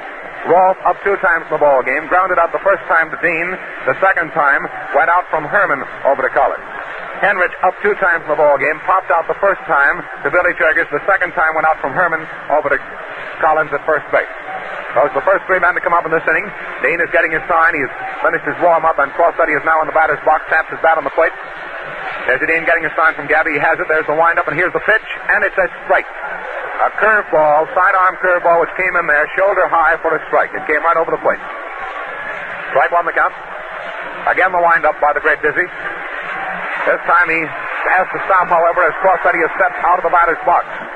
Now Crossetti is in there again, swings his bat a couple of times. Dizzy winds up, and the pitch, Crossetti fouls back into the screen and back of the plate for strike 2. Strike 2 the count to Frankie Crossetti, the shortstop for the New York Yankees. Dizzy Dean, the pitcher, there's the windup, and here's the pitch, and Crossetti hits another fly ball out to left field. This time Reynolds goes almost back to the wall to take it, but take it he does for the out. Crossetti 3 times in the ball game has gone out to Carl Reynolds out in left field. 1 down in the first half of the 6th, and Rolfe is coming up. Dean has pitched 5 innings, allowed but 3 hits. He has walked 1 man, allowed 2 runs to score. He hasn't struck out a man in the ball game. 1 down. Red Rolfe is the batter, a left-hand hitter. There's the windup, and here's the pitch. Rolfe gets a strike. Just about 3 inches above the knees and over the inside corner for strike 1. Other side arm fastball. There's the windup, and here's the next pitch by Dizzy. A slow ball comes over the plate, but a little bit low for ball 1, making the count 1-1. Ball 1 and strike 1 the count. Ball 1 and strike 1. There's 1 out. Batter up there's Red Rolfe. Here's the pitch, a slow ball. which came a little bit too close to him that time for ball 2, making the count 2-1. Ball 2 and strike 1 the count. Rolf swings that bat a couple of times to the third baseman for the Yankees. Here's the pitch, and it's a ball which comes in right at the knees, but a little bit too close to him for ball 3, making the count 3-1. Ball 3 and strike 1. Says he doesn't say a word, although Gabby complained to umpire Coles about that one. 3-1 the count. There's the windup. And here's the next one. And it's a strike over the inside corner. Curveball which broke over the inside corner, went high for strike 2, making the count 3-2. It was a called strike. Dean goes right into his windup again. Rolf ready. Here's the pitch. He swings and strikes out. Rolf took a full cut of the ball and swung and missed on a low curve on the inside and went down swinging, striking out for the first strikeout of the ball game for Dizzy Dean. Dizzy Dean has now struck out one man, and Tommy Henrich, the right fielder, is coming up. Henrich up there at the plate. There's the windup by Dizzy. The pitch, a strike over the outside corner right at the knees. Again, that sidearm curveball. Dizzy's using a swell sidearm curve and a sidearm fastball along with a change of pace. And this is the change of pace ball for strike 2. It comes in there waist high. Dean winds up again. The pitch to Henrich. The ball is hit right back at Dean. He knocks it down, picks it up very slowly, throws over to Collins. He's out. Dean to Collins. Dean to a close the first half of the 6th inning, and this match now go off the team.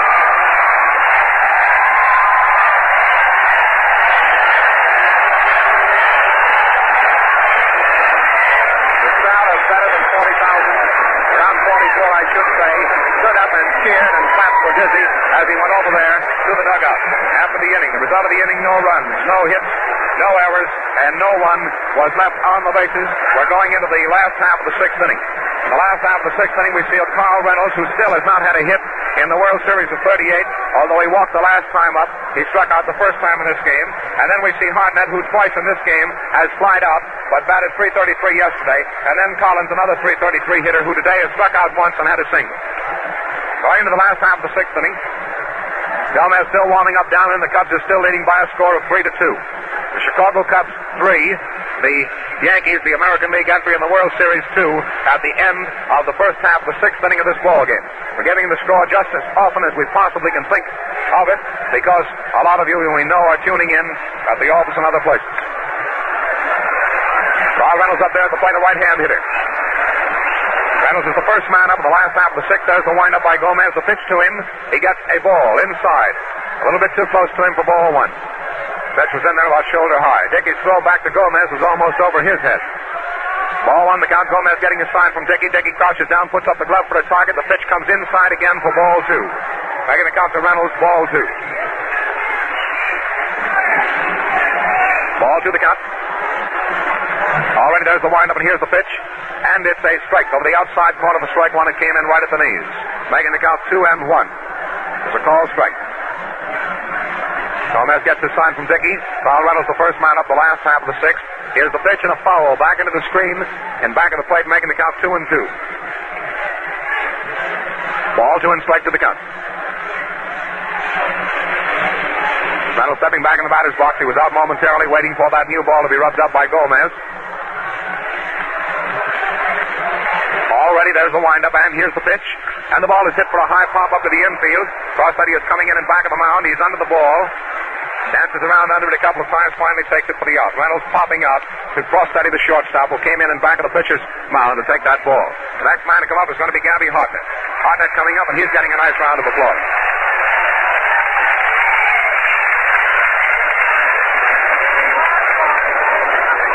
Setting in the batter's box, a .333 hitter in yesterday's game, hasn't had a hit today. Here's the pitch, a high one for a ball. Ball 1.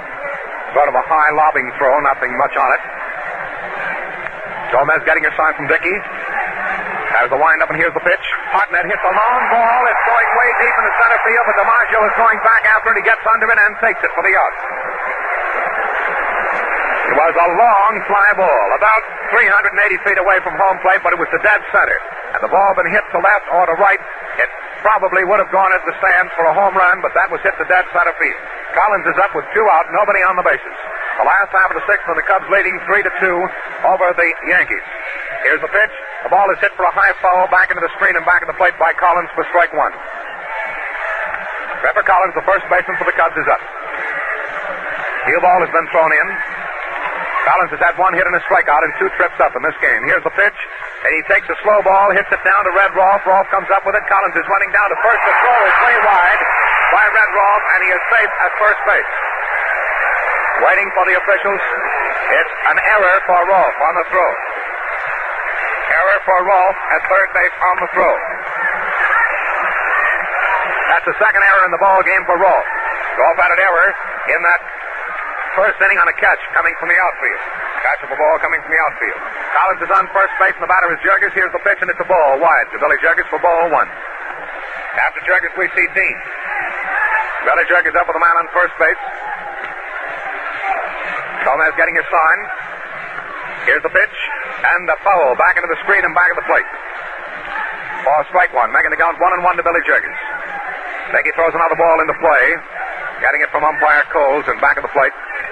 Throwing it out to Gomez on the mound. Gomez getting his sign out from Dickey. Dickey puts up the glove for a target. Here's the pitch, and the ball is hit way deep into right field, foul. Way deep into the right field stands. The ball curving off the end of the bat as Bill Jurgis hit just a little bit too late on that outside ball. Ball curved into the right field stands for strike two, making the count 1-2. Ball one and strike two the count. There are two outs. Toss over to first base. A nice easy throw by Gomez over to Gehrig. Sort of a game of catch. Billy Jurgis waiting for the next pitch. Is standing up there at the plate, swinging a couple of times to get his timing down. Here's the pitch from Gomez. It's a ball on the inside, a curveball, breaking into a right-hand hitter. Jurgis took it for ball two, making the count 2-2. Ball two and strike to the count, two out. Here's the pitch. The ball is hit on the ground over Gomez's head. It goes down to Crossetti. Crossetti comes up with it, steps on second base, and Collins is out. Forced at second base by Crossetti. Brings to a close the last half of the sixth inning. The result of the inning, no runs, no hits, one error, an error by Red Rolfe of the Yankees, and one man was left on the bases. Brings to a close 6 innings of play in this second game of the 1938 World Series, with the score standing at 3-2 in favor of the Cubs over the Yankees. This broadcast of the World Series game between the Chicago Cubs and the New York Yankees is coming to you from Wrigley Field, Chicago. We pause for station identification. This is the WBBM Theater, Wrigley Building, Chicago. And now again, ladies and gentlemen, Pat Flanagan. Thank you, John Harrington. Ready to go to work. Dean and Harrington at the battery. The boys are playing out in left field for a pull hitter who's coming to bat. Joe DiMaggio. DiMaggio, Gehrig, and Dickey coming up as the first three men to face Dean in this inning. Cubs 3, Yankees 2, as we start the first half of the seventh. Ready for the ball to be pitched. Dean has his sign from Hartnett. Starts into a slow, easy wind-up. Sidearm curve ball high. Ball one. A little high that time for ball one. Kind of a ball that keeps climbing all the time. Here's the next pitch. Outside. Curve ball wide for ball two. Gabby makes a sign down toward the bullpen. Next one the umpire says is ball three. Gabby makes a sign for them to lay down first at the bullpen. The next sign is to get up. His first sign was to stay down. The next sign, get up. Ball three. The next one's a strike in the outside corner. 3-1 is the call. Man at bat is DiMaggio. Dean winds it up. He's ready to pitch. Here it comes. There goes the ball foul out toward left field. He went too soon for a slow ball. Ball three and strike two. Larry French and Jack Russell warming up for the Cubs. Hartnett yells something to Dizzy Dean. 3-2 to the hitter. Dean's out there on the mound. Has his sign. Dean starts his windup. He's going to pitch it. Here it comes. There goes the ball toward third base on a hop to Hack. Hack over to first base. He's out. Marshall's out from Hack over to first base from Collins. That's one down. Gehrig comes to bat with a perfect day at bat. He has walked once, singled once. Bill Gehrig comes to bat. One man down, nobody on. There's the pitch. There's the ball for a high fly toward right field.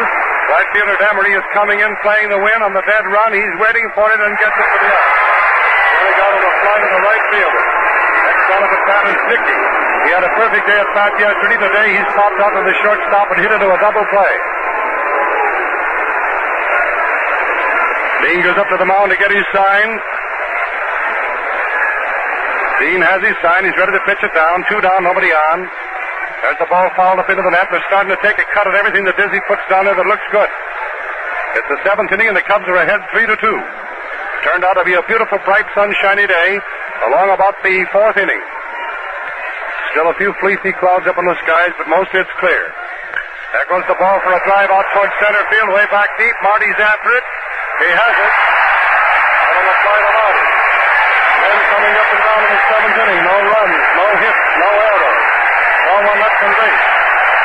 All good Cub fans come to their feet in this last half of the seventh inning. We have Dean, Hack, and Herman coming up for their turns at bat.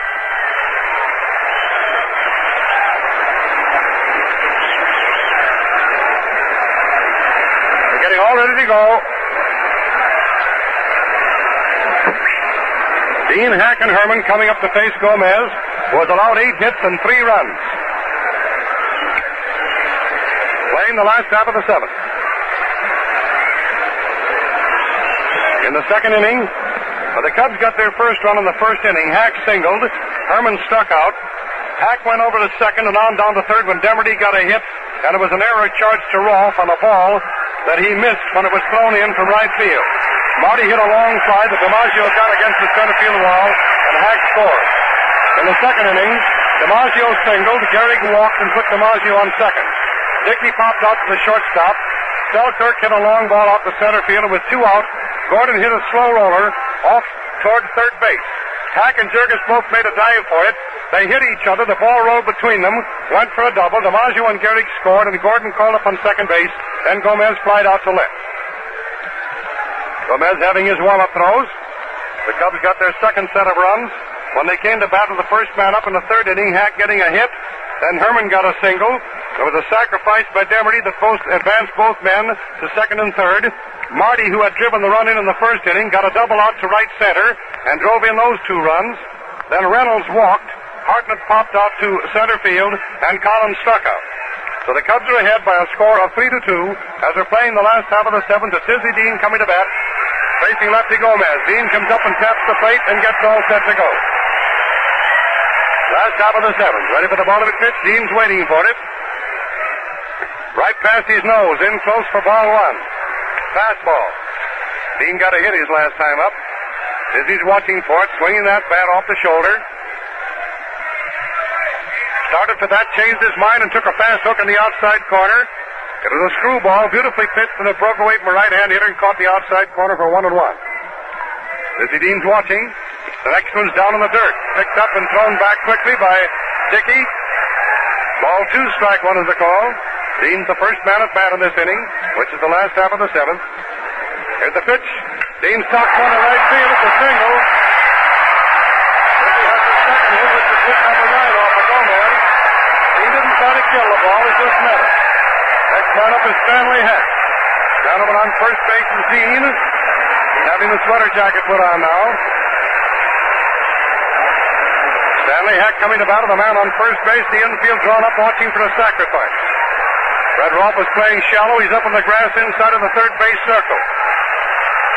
A pitcher starts to warm up for the Yankees. In fact, 2 pitchers start to warm up. First ball pitched down with a high ball. Hack let it go by.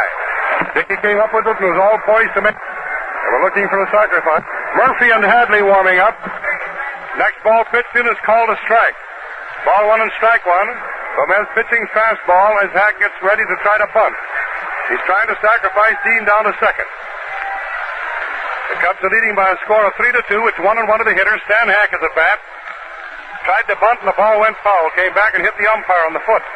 It's ball 1 and strike 2. 1-2. Hack tried to bunt like he did in the Pittsburgh series, attempting to drive the ball into the ground for a high bounder, which would give both men a chance to be safe.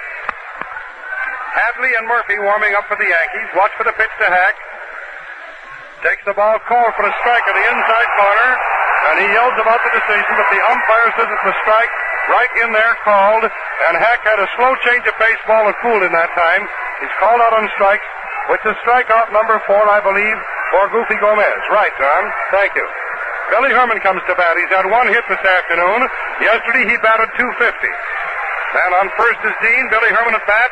First ball pitched, he tries to hit it out toward right field, but it's a fastball, and he hits it foul up into the upper deck behind the first base. When Herman steps forward in the batsman's box, he's trying to hit behind the runner. Dizzy Dean laid that ball out on right field by just tapping at it. Dean's taking a lead at first. Billy tries to hit one to right field, and he fouls another one back into the stands, way down in the right field stands. Gomez is working very rapidly. The boys are in there taking their cuts on both ball cuts. Dean is working very rapidly, too. Watching for the pitch, the Cubs leading 3-2, a man on first. Next ball pitched is right past Billy Herman's nose. Ball one, strike two. One man down, a man of it on first base. And if the Cubs can get a rally started here, they can cause a lot of trouble. The if is Mr. Gomez is pitching himself a flock of baseball. Billy takes another high ball right past his nose. Ball two. Ball two, strike two, and Dizzy Dean's over on first base. He wants to go. But they're holding him there with the hope that Bill might be able to get a hold of one. They're playing him for a full hitter out toward left. Billy Herman's the boy at bat. Hits the ball foul off to the left of the plate. It's a foul ball. Strike two is still the call. Ball two, strike two. Dickey goes over, retrieves the ball, and starts around the infield, but it doesn't go very far. Gehrig immediately gives it to the pitcher. Billy Herman steps up into the batsman's box, taps the barrel of the bat down against the plate. Man on first is Dizzy Dean. It's a 2-2 count to the hitter. There's one man down. Watch for the pitch. He swings too late at the fastball. Goes down swinging. That's strikeout number 5 for Gomez. He struck out 2 in the first inning. He struck out 1 in the third. And now he has struck out 2 in the seventh to the man aboard. Demerdy coming to bat. He's had a hit laid down a sacrifice and flied out to center. Dizzy Dean is trapped off of first base. Gomez ready to make the throw, and he misses him, and Dizzy's making him go all the way to second. Now he's running back, and he's finally put out on the throw from Gomez to Gordon. Dean is caught off first.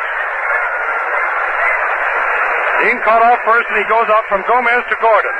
The side is retired, no runs, 1 hit, no errors, and no one left on base. That ends the 7th inning. We start playing now in the first half of the 8th inning, with the Cubs still leading by a score of 3-2 in a very tight ball game. Selkirk, Gordon, and Gomez, the first 3 men to come and face Dizzy Dean. Dean out on the mound, picks up the rosin sack, gets ready to take that ball and have a few warm-up throws with Gabby Hartnett. Score is 3-2 in favor of the Cubs. We told you how the Cubs made their scores and how the Yankees got their two. So you can see how the ball game has gone since those early innings. The Yankees are still a dangerous club, and the Cubs are just as dangerous. Get those hits. The Cubs have had a hit in every inning except the 6th. That's the only inning in which they have gone hitless. They got 2 hits and a run in the first inning. They got 3 hits and 2 runs in the third. They got 1 hit in the 2nd, 4th, 5th, and 7th. And when the first man up got a hit, then Gomez really bore down. They still have Hadley and Murphy warming up for the Yankees, figuring probably that if Selkirk or Gordon get on, they can relieve Gomez. The Cubs have French and Russell keeping warm. Dizzy Dean gets ready to pitch this ball down to Selkirk. Dean winds it up, arms overhead. They're playing him for a full hitter toward right. He hits one out toward right field. The ball takes a hop out there and is thrown back into the infield in a hurry, and they find a man of it on first base. Selkirk got the hit that put the tying run on. Now we'll see what the Yankees do. That is hit number 4 off Dean, and the first hit they've had since the 4th inning, and it's the second hit that they've had since the 2nd inning. They're starting to take picks on Dizzy now, and that first pitch, we'll see what happens. The man at bat is Gordon. Flash Gordon likes to hit that first pitch. There's a look toward first, the pitch. Gordon takes a floater that gets away from Gabby, but he picks it up and holds the runner on first. Ball 1, too low. Right down in the dirt. Score is 3-2 in favor of the Cubs. The Yankees have that tying run on first. He's a fast man. Twinkle toes Selkirk. Gordon's at bat. This boy's driven in an awful lot of runs this year. There's the stretch by Dean, the pitch. There goes the ball toward third. Hack gets it. Over to second. Second back to first. And he's safe at first, but out at second for a force out. Hack fumbled the ball a little bit, went to his knees, got up and threw it to Herman. Herman made a quick quartering throw over to first base, but Gordon was too fast. He's safe on a fielder's choice, and he represents the tying run, whereas Selkirk was forced out at second base from Hack over to Herman. We'll see who bats for Gomez.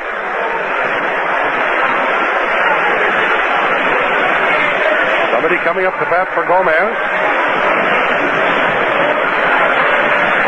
Big husky boy, too. Gomez was out of the game. Gomez pitched 7 innings. He allowed 11 hits. He walked 1. He struck out 5, and 3 runs came in on his pitching.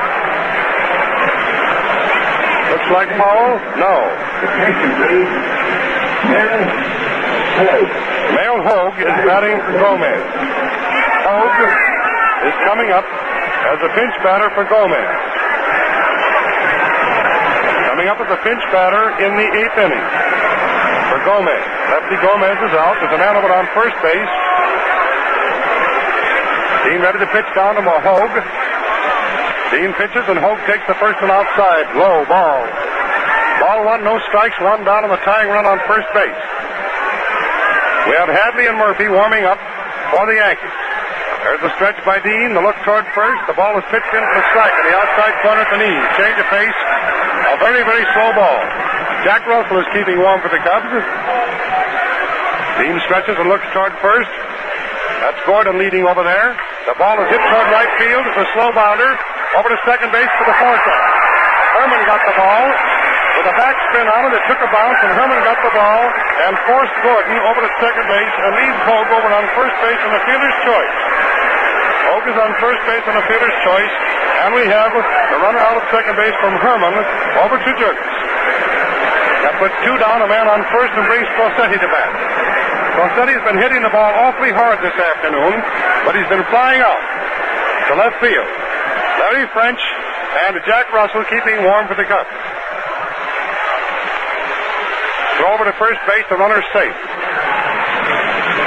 Runner is safe on first base, that's Hogue.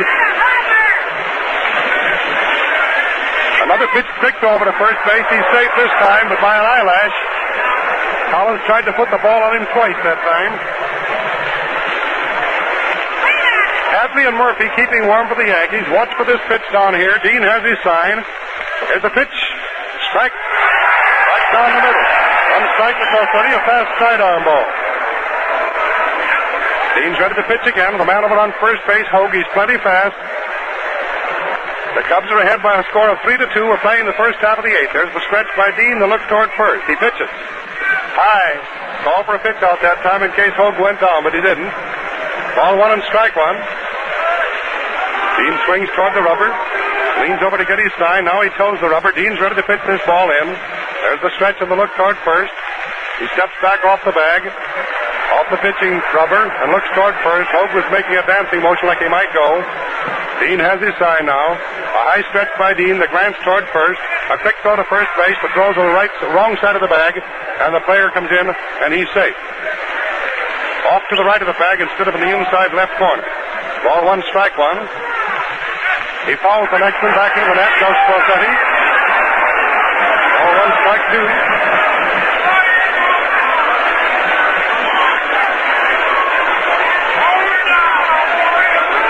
Dean gets his sign to pitch the next one down. 1-2 to the hitter. Dean's up on the mound. Rubs the ball up. Now he's ready to toe the rubber. Dean swings with his toe up on the rubber. There's the stretch to look toward first. Runner makes a jumping motion. There's the ball fouled up into the upper part of the net. Ball one, strike two, two down. 3-2 in favor of the Cubs and playing the first half of the eighth. Izzy Dean receives the new ball from Hartnett. Dean's ready to swing into position. Man on first base is Hogue. Dean has his sign. There's the stretch. The look toward first. 1-2 on the hitter. Ball floats down and hit toward third base. He went for a slow ball that time. Went down toward third base and just missed the dugout. Ball came in on the bat handle. Gabby Hartnett yells something to Dean. Watching for the ball to be pitched in. Dean has his sign. Keeps letting his arm flop along at the side. Ball one, strike two. Runner on first is Hogue. Dean has the sign. There's the stretch. The look toward first. Here's the pitch. Umpire says, what? The ball wide. Ball two, strike two. Gabby tried to call a strike, but it's wide. Umpire was right on top of the play. Umpire Cole's a good man. They're all good umpires, or they wouldn't be in the World Series. In fact, they're good umpires, or they wouldn't be umpiring in the American and National League. They're the top men in their business, or they wouldn't be up here. Ball two, strike two, two down, a man on first. Dean stretches. He looks toward first. Here's the pitch. There's the ball fouled down the third baseline. Into the dugout again. Ball two, strike two. They're taking a cut at everything that Dean serves up there. Trying to get that tying run around. Hogue is a fast enough boy on his feet. Ready for that next ball to be pitched. Umpire dusts off the home plate. The sun has gone back up a cloud somewhere. We can't see the cloud, but it's somewhere off to the west. We're facing directly toward the east, right down the first baseline. There's the stretch by Dean. Here's the pitch. Umpire says it's wide and low. Ball 3, strike 2, and the runner can start with the pitch now.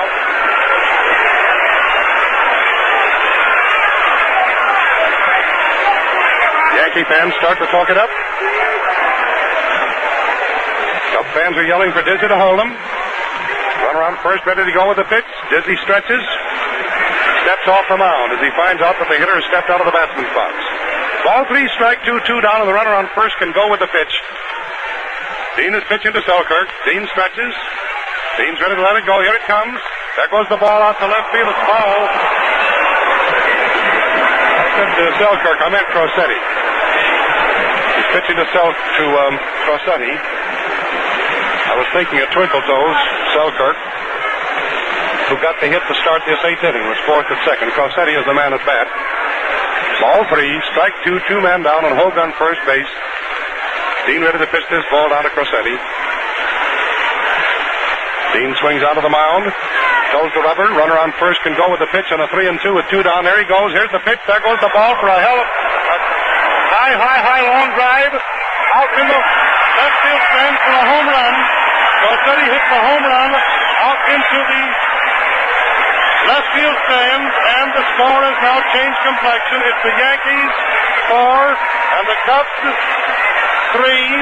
2 runs coming in, and that's only hit number 5 off the pitching of Dean. A well-hit ball. He's been aiming for that all afternoon, trying hard to pull that ball, and he's been holding back, and 3 times Crossetti has flied out to Reynolds. Once he held back and hit into the corner, Reynolds got it there. The next 2 times he drove him clear back to the wall. A well-hit ball for a home run, and the Yankees have gone out ahead by a score of 4-3.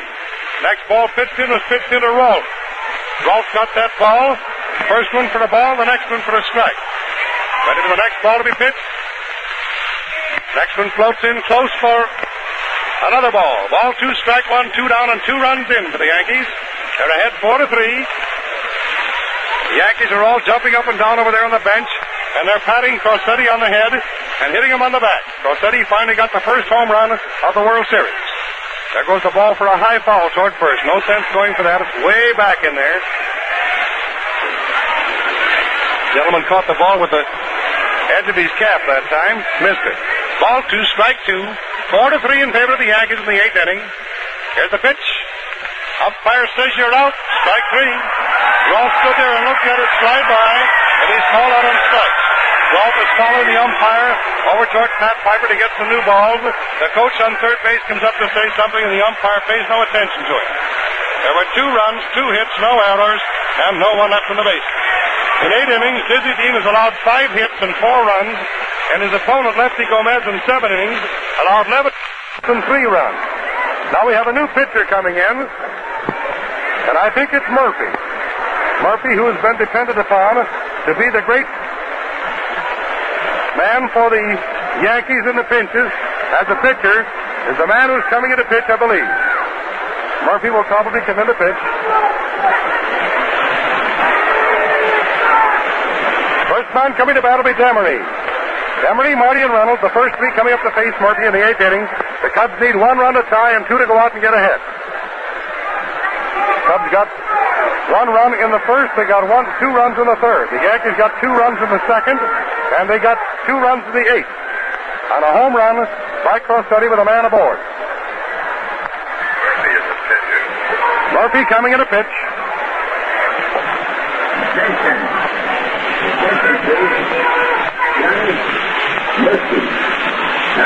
Murphy coming in to pitch in the 8th inning.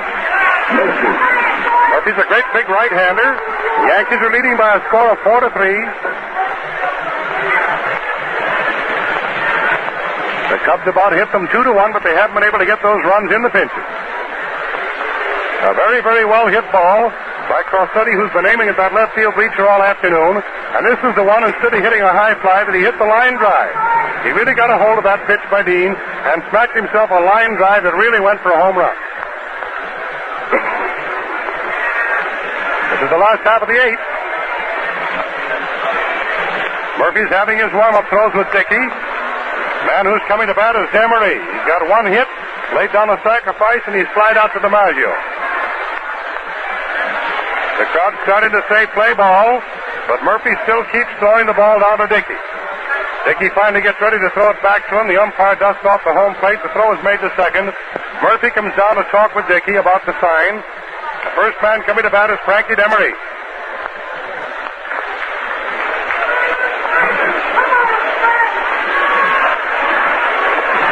All right, the Yankees asserted their power, and with a man aboard, got the only home run of the World Series so far, and that made the Yankees 4 and the Cubs 3. The Cubs have got to get a run to tie and 2 to go to hit.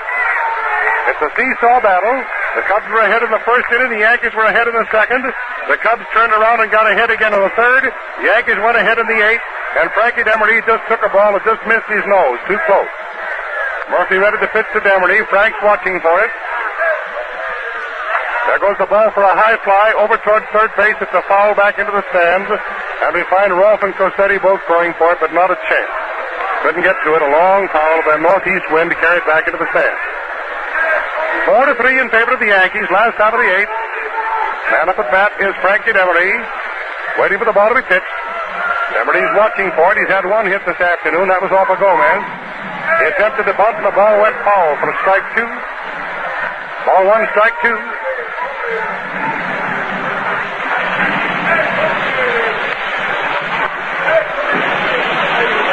Ball 1 and strike 2 to the hitter. All set for the ball to be pitched in. Frank is watching for it.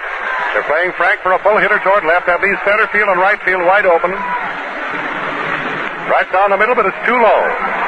Ball was down below the knees. Dickey started to throw the ball toward third base, and the umpire says, "I'm sorry, son, that was a ball." Ball 2, strike 2. Demery waiting for another one. Bat on the shoulder.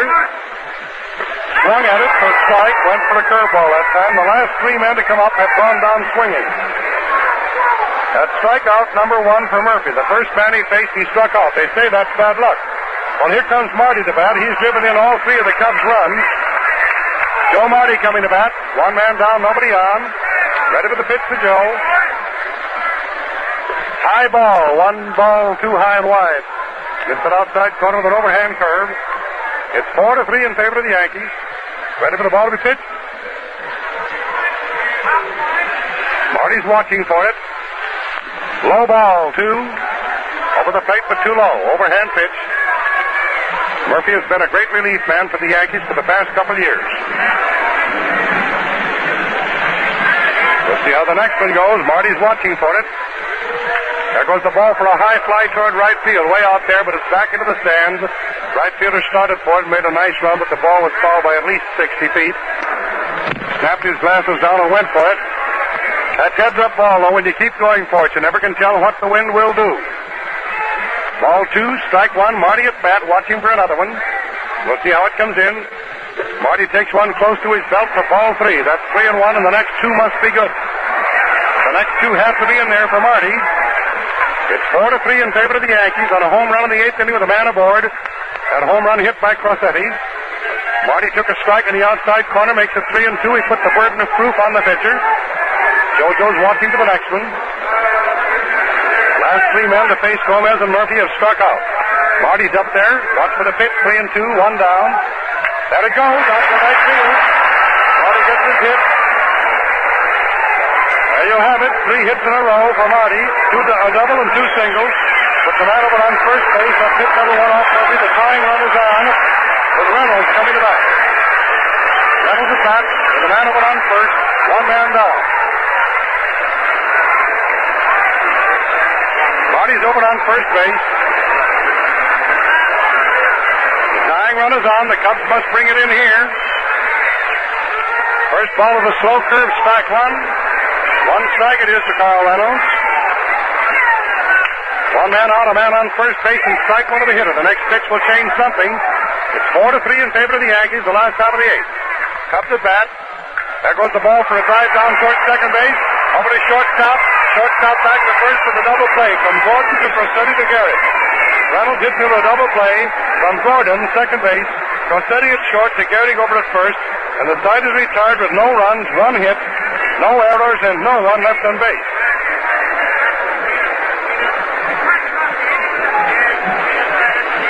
But the score is 4-3 in favor of the Yankees. The broadcast of the World Series games between the Chicago Cubs and the New York Yankees is coming to you from Wrigley Field, Chicago. We pause for station identification. This is the WBDMR Theater, Wrigley Building, Chicago.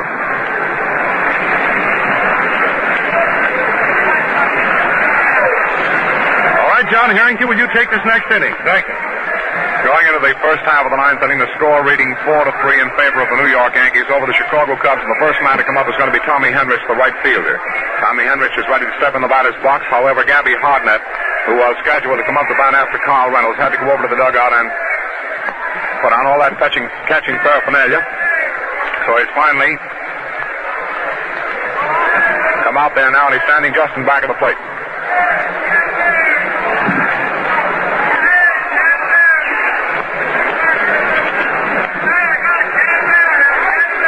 Desi Dean out there on the mound has finished his warm-ups, and the first man is stepping in the batter's box is Tommy Henrich, the right fielder. There's the windup by Desi Dean. Here's the pitch, and Henrich hits a line drive smash out to right field for a single. Taken out there by Demery, thrown into second base to Billy Herman, and he's held at first. Henrich singles to right field. Henrich on first base. That brings DiMaggio up to the plate. Joe DiMaggio coming up. DiMaggio steps in the batter's box. Thus far today he's had one hit, a base hit to left field, a single, and on that single he was one of the two runs to score for the New York Yankees in the second inning. Already there's a scratch to look toward first base, and here's the pitch by Desi Dean. The ball is hit for a long one way out deep in the left field. It's going over the fence and over the wall for a home run. A home run for Joe DiMaggio over the left field wall, scoring two more runs for the New York Yankees and putting them ahead by a score of 6-3 in the ball game. The Yankees 6, the Cubs 3. A home run by Joe DiMaggio over the left field wall of the first pitch from Desi Dean. Diz is out there now talking with all of his infielders, and they're sending Jack Russell, I believe, into the ball game. Jack Russell is trying to come in to relieve Desi Dean. Dean is being taken out of the ball game. Now it's going to be Larry French. French is the pitcher coming in. French at least is leaving the dugout and coming in to pitch as far as we know. Gabby is calling on Larry French to relieve Desi Dean here with the score 6-3. Score of 6-3 in favor of the Yanks on a single and a home run here in this first half of the ninth inning. The single was by Henrich out to right field. DiMaggio hitting a left field home run right over the left field wall out toward that yellow brick building just beyond the left field flagpole in the wall. It went all the way over the wall on the fly and down into the yard in front of that building over there, which at the present time are perched several spectators on top of the building and also in the windows. Larry French going into the pitch. Desi Dean is saying, give him a great hand as he comes out of that ball game. Not all standing up and cheering for him. He's given a swell exhibition of pitching. Two more hits in this inning are 7 in all off Dean in the ball game, and 6 runs off Dean. The score being 6-3. French is now going into pitch. He's in there warming up. Throwing a few warm-up pitches into Gabby Hardnett. He should be plenty warmed up. He's been warming up off and on since that first inning. Been down there in the bullpen with Jack Russell as a relief furler, and the two of them have been warming up for a long time, and now the first man to come up is going to be Gehrig facing Larry French. 2 runs across, nobody on the bases, nobody out. The first half of the ninth inning, and the score 6-3 in favor of the New York Yankees over the Cubs. Gehrig in the batter's box. Larry French is ready. There's the windup, and here's the pitch. A slow curve, a little bit wide for ball 1. Ball 1 to Lou Gehrig. The Yankees won yesterday's game 3-1. They're winning this one 6-3 today in the first half of the ninth. There's the windup, and here's the pitch. And a slow curve again breaks over the outside corner this time. Waist high for a called strike, making the count 1-1.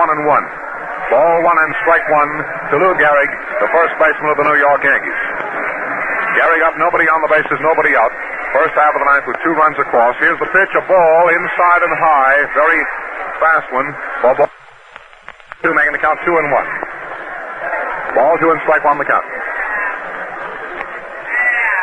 Already there's the windup by Larry French. The pitch, a swing and a miss by Gehrig for strike 2, making the count 2-2. It was again that slow curve ball going away from a left-hand hitter, and he swung and missed it for strike 2, making the count 2-2 to Lou Gehrig. Ball 2 and strike 2 the count. French getting a sign from Gabby, starts his windup. Here's the pitch, another slow curve. This time it's too low for ball 3, making the count 3-2. Ball 3 and strike 2 to Gehrig. Nobody out in the first half of the ninth, and 2 runs across. Here's the pitch, and a swing and a miss. He strikes him out. Gary goes down swinging. Larry French strikes him out. For the first strikeout for French.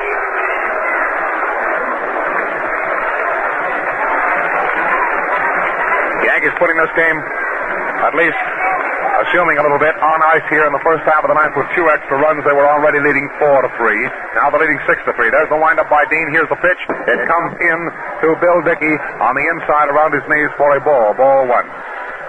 Ball 1 the count.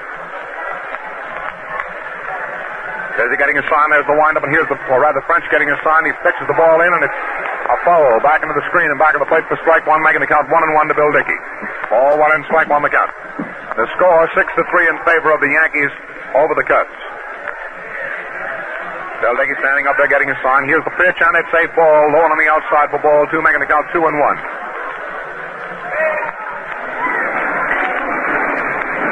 Larry French steps off the pitching rubber for a moment, goes back toward the rosin bag, but does not use it, rubs the ball up. Stands up there touring the rubber now, getting his sign from Gabby back at the plate.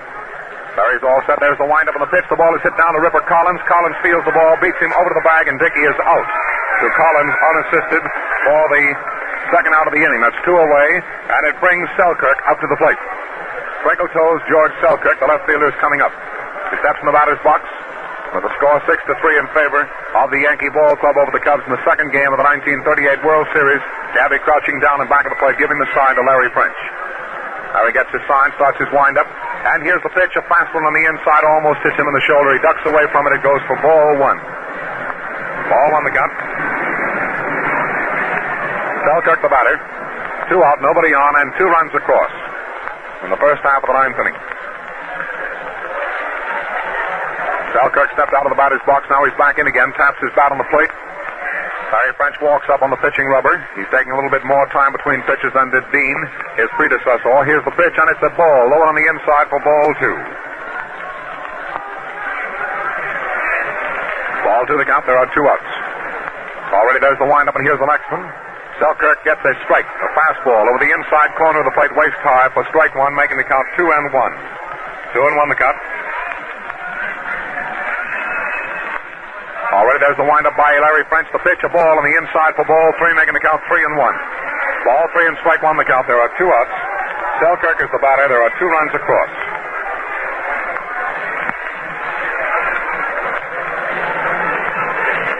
French getting his sign. Hardnett crouched down and back of the plate.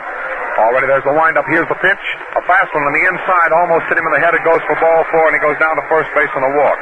Larry French has now struck out 1 man and walked 1 man.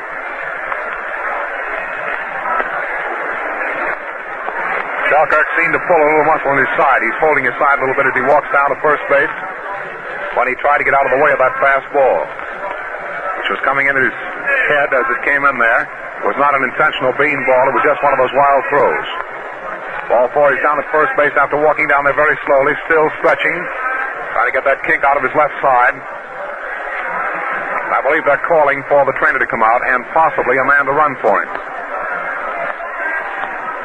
Selkirk stretching and flexing his muscles, goes back. The first base cushion, he's all right now. So it's 1 man on, 2 out, 2 runs across. Selkirk was hit by a pitch ball. It wasn't ball 4. Scored as a hit by a pitch ball officially. Here's the pitch. It comes in to Gordon, and he swings and misses for a strike, strike 1. Although it didn't look up here as if he'd been hit by a pitch ball. That's the official scorer has thus scored it anyway. Here's the pitch now again, and it's a strike over the outside corner to Gordon for strike 2. Fastball pitched in there waist high. Strike to the count to Gordon, the man on first base. 2 down and 2 runs across. That man hit by a pitch ball. There's the stretch to look toward first base by Larry French. Here's the next pitch to Gordon. Gordon swings and strikes out. 2 strikeouts for Larry French in the inning. French pitching 1 inning, striking out 2 men, hitting 1 man with a pitch ball, and putting him on first base. The result of the first half of the ninth inning: 2 runs, 2 hits. There were no errors, and 1 man was left on the bases. So my totals as far as the Yankees are concerned run as follows: 6 runs, 7 hits, 2 errors, and 2 men left on the bases. We're going into the last half of the 9th inning. The score standing at 6-3 in favor of the New York Yankees, and it's the Cubs' last chance. The National League Entry's last chance in this second game of the World Series to come up. Now officially, he was walked. Selkirk was walked as we originally gave you. He wrenched his back in twisting away from an inside fastball. As I told you, and ducked away from it. It was coming in right at his head, so it's now officially given as a walk and not hit by a pitch ball. So we're going into the last half of the 9th inning. On the batter coming up there is Gabby Hartnett, a .333 hitter in yesterday's game, a fellow who's been up twice in this game today, or 3 times in this game today, and fired out each time. He's hit the ball hard, but right to the fielders, twice to DiMaggio, once way out there almost to the center field wall. So Hartnett is ready to step in the batter's box. Jake Powell is playing out in left field in place of Selkirk. Powell in left field. Selkirk has been taken out of the game, and Powell has been inserted in left field. Put him in your lineup in place of Selkirk. Gabby Hartnett up there at the plate. Ball has been thrown around the infield. Murphy is warmed up. He's now ready to pitch to Gabby. 3 runs needed to tie up for the Cubs. And 4 to win. Score of the ball game, 6-3 in favor of the Yankees. Gabby swings the bat a couple of times. Murphy's ready. There's the windup and the pitch. A strike over the inside corner, waist high. Strike 1 the count to Gabby Hartnett. The last half of the 9th inning of the second game of the World Series. There's the windup, and here's the next one. Hartnett swings and misses for strike 2. Strike 2 the count to Gabby.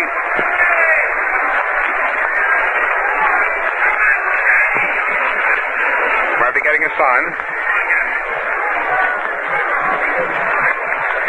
Has it. Starts his windup very slowly. Here's the next pitch to Gabby Hartnett. Gabby gets a ball. Wide. Ball 1. Making the count 1 and 2. Ball 1 and strike 2 the count. Gabby stands up there swinging that bat. Johnny Murphy looks down at Bill Dickey, gets his sign, winds up. Here's the pitch. The ball is hit out to right field. It's a fly ball, an easy out to Tommy Henrich in right field for the first out in the last half of the 9th inning. So twice, Gabby Hartnett has gone out on high fly balls to right field and twice to center field. Andrews and Hadley are both warming up down there in the bullpen for the New York Yankees in case they're needed. Johnny Murphy, however, is doing a pretty good job for the Yankees out there on the mound. He gets his sign. He's ready to pitch now to Collins. And Collins, hitting left-handed against him, sends a grounder down on the ground to the second baseman, Gordon. Gordon over to Gehrig. Gordon fumbled momentarily, but recovered in time to pick up the ball and get it over to first base for the second out. That's 2 away in the last half of the 9th inning. And the batter coming up there now is Billy Jurgens. Billy Jurgens stepping in the batter's box.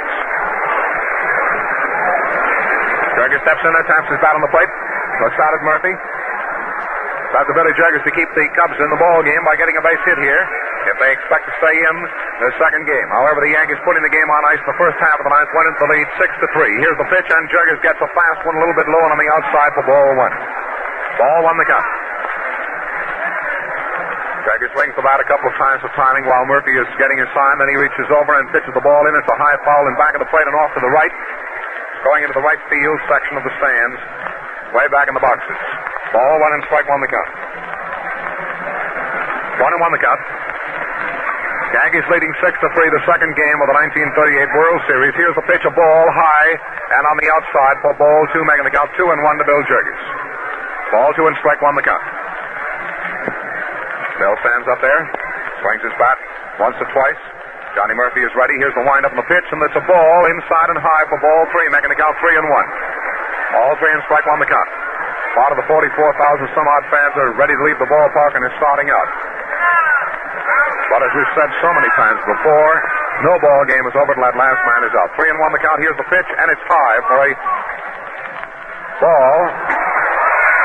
Ball 4, and Jurgens goes down to first base on a walk. Jurgens didn't think he had ball 4. He hesitated momentarily and decided to get ready for the next pitch, but it was ball 4, and Jurgens goes to first base. And some of the fans had to holler to him that it was time to go down to first base.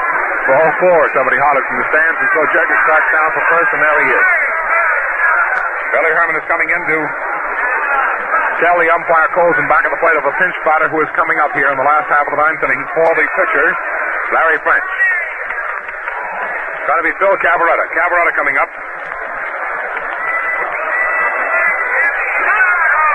Cavaretta, I believe, batted .500 in yesterday's game. Attention, please. Cavaretta batted .500 in the first game of the World Series. He's coming up now as a pinch batter against Johnny Murphy. He's batting for French. Cavaretta for French. Cavaretta ready to step in the batter's box. Bjork is down on first base. 2 down. We're in the last half of the 9th inning. Murphy is ready. There's the stretch. Here's the first pitch now to Cavaretta, and it's a ball. High on the outside for ball 1. 2 boys still warming up down there for the Yankees. From Tadley and Harvey Andrews. Here's the pitch. A strike over the inside corner, a fastball. Murphy firing it right down the groove over the inside corner for a strike. Ball 1 and strike on the count. 1-1. A man on first base and Bill Jergers. And Phil Cavaretta the batter. Here's the pitch. He starts to swing but holds back. He gets the ball high on the outside for ball 2, making the count 2-1. Ball 2 and strike 1 to Phil Cavaretta. A pinch batter in the last half of the 9th inning with 2 down and a man on first. Here's the pitch. The ball is hit on the ground. It's down and out to off the Flash Gordon's glove for a base hit, I believe. It'll be a single out to right field. Gordon went over, covering a lot of territory, and it goes as a hit. He just got a piece of that ball on the edge of his glove, but it goes as a hit going out to right field, and it gives the thousands of Cubs fans out here at the park some more hope. 2 runners around the bases. Jergers down on second base, and Cavaretta is down on first. The batter coming up there now is Stanley Hack, who has had 2 hits for 4-6, batting .500 for the day today after batting .750 in yesterday's game. Hack stepping in the batter's box. Murphy gets ready, gets his sign from Bill Dickey. And here's the first pitch to Hack, and it's a ball. Low on the inside for ball 1. Ball 1 that got to Stanley Hack. 2 runners on the bases. The score is 6-3.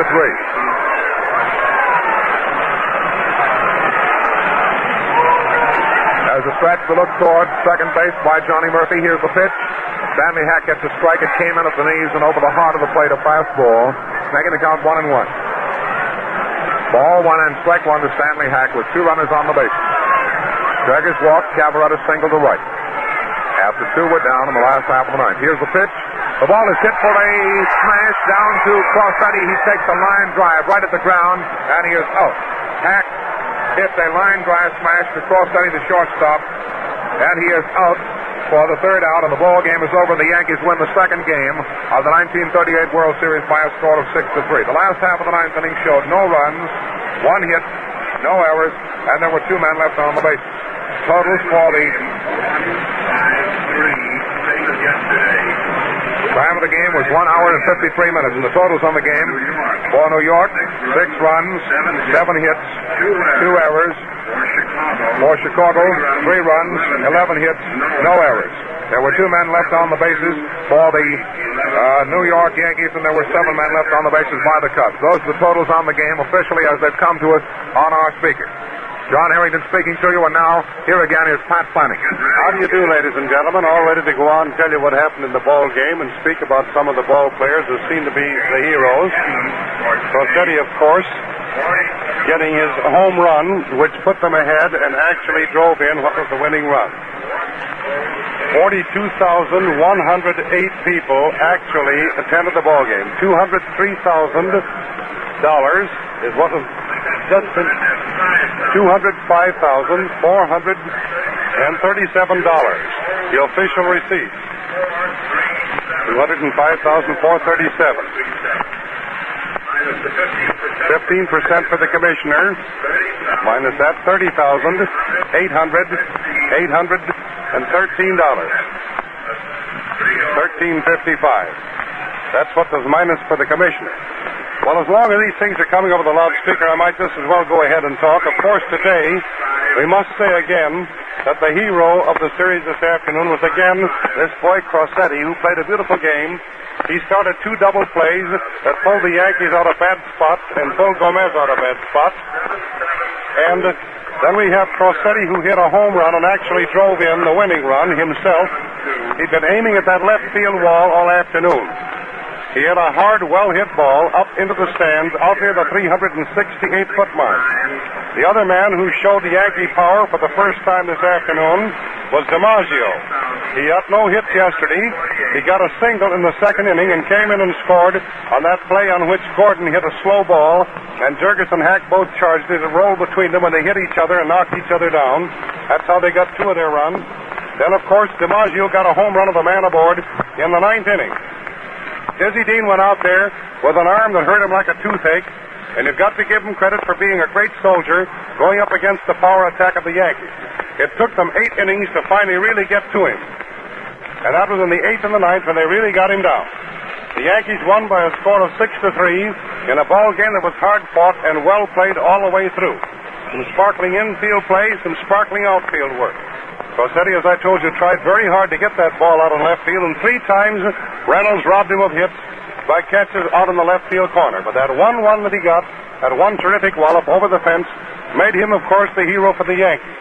However, we mustn't forget that Rossetti played a bang-up ball game himself, and on that last ball that was played and was hit down there just a moment ago by Stan Hack, Rossetti came in fast as if to play an ordinary ground ball, but he got the ball in his glove just about 3 inches above the ground while he was on the dead run. He hung on to that ball, stumbled, and hung on and would not let go.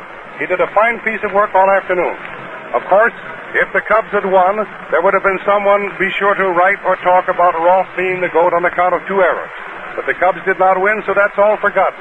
And most of the play now will go to DiMaggio and Rossetti, particularly Rossetti, who drove in those winning runs. Dean pitched a great game, and you can see that when you stop and figure that during the time he was in, for 8 innings and 2 men pitched 2 in the 9th, he still had only allowed 7 hits. But 2 of those were home runs, each with a man aboard. He allowed 2 hits in the 2nd, he allowed 1 hit in the 4th, and then he allowed 2 in the 8th, and finally they got to him for a hit in the 9th. A couple of hits, a single and a home run. So Dean tried very hard.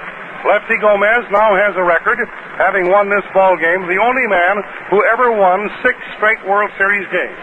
There were 2 other men who had won 6 World Series games, but in among those 6, we find that there were 2 of them that went, or 1 of them apiece, that went for losses. 2 men won World Series games, and of course, the pitchers were Bender and Hoyt. They each have 6 to the record, but each one was charged with at least 1 defeat, whereas Gomez has just exactly 6 straight wins and no losses. A great ball game all the way through. The Yankees and the Cubs are going to play their next game at the Yankee Stadium down in New York. That, of course, is a stadium that most people speak of as the trick stadium in which the Yankees can take shots at certain parts of the field for those home runs. But there was nothing tricky about the home runs they got this afternoon. They were both well-hit balls. When they get down there, as far as Yankee Stadium being built as a trick stadium for home runs, the Cubs have exactly the same chance to hit the ball in those same spots. They haven't been aiming at them so long, but they still have that same chance. So when anybody tells you a ball field is built for a certain team, remember that the other team that goes in there to play has exactly the same advantage and the same disadvantages that the home team does. They may not be quite so accustomed to certain little things, but at the same time, it doesn't make an awful lot of difference, particularly when it's a series like this, where you've got to win 4 out of 7. The series isn't over by a long shot, but 2 of the boys have gone up there for the Cubs, and 2 of the boys have gone down.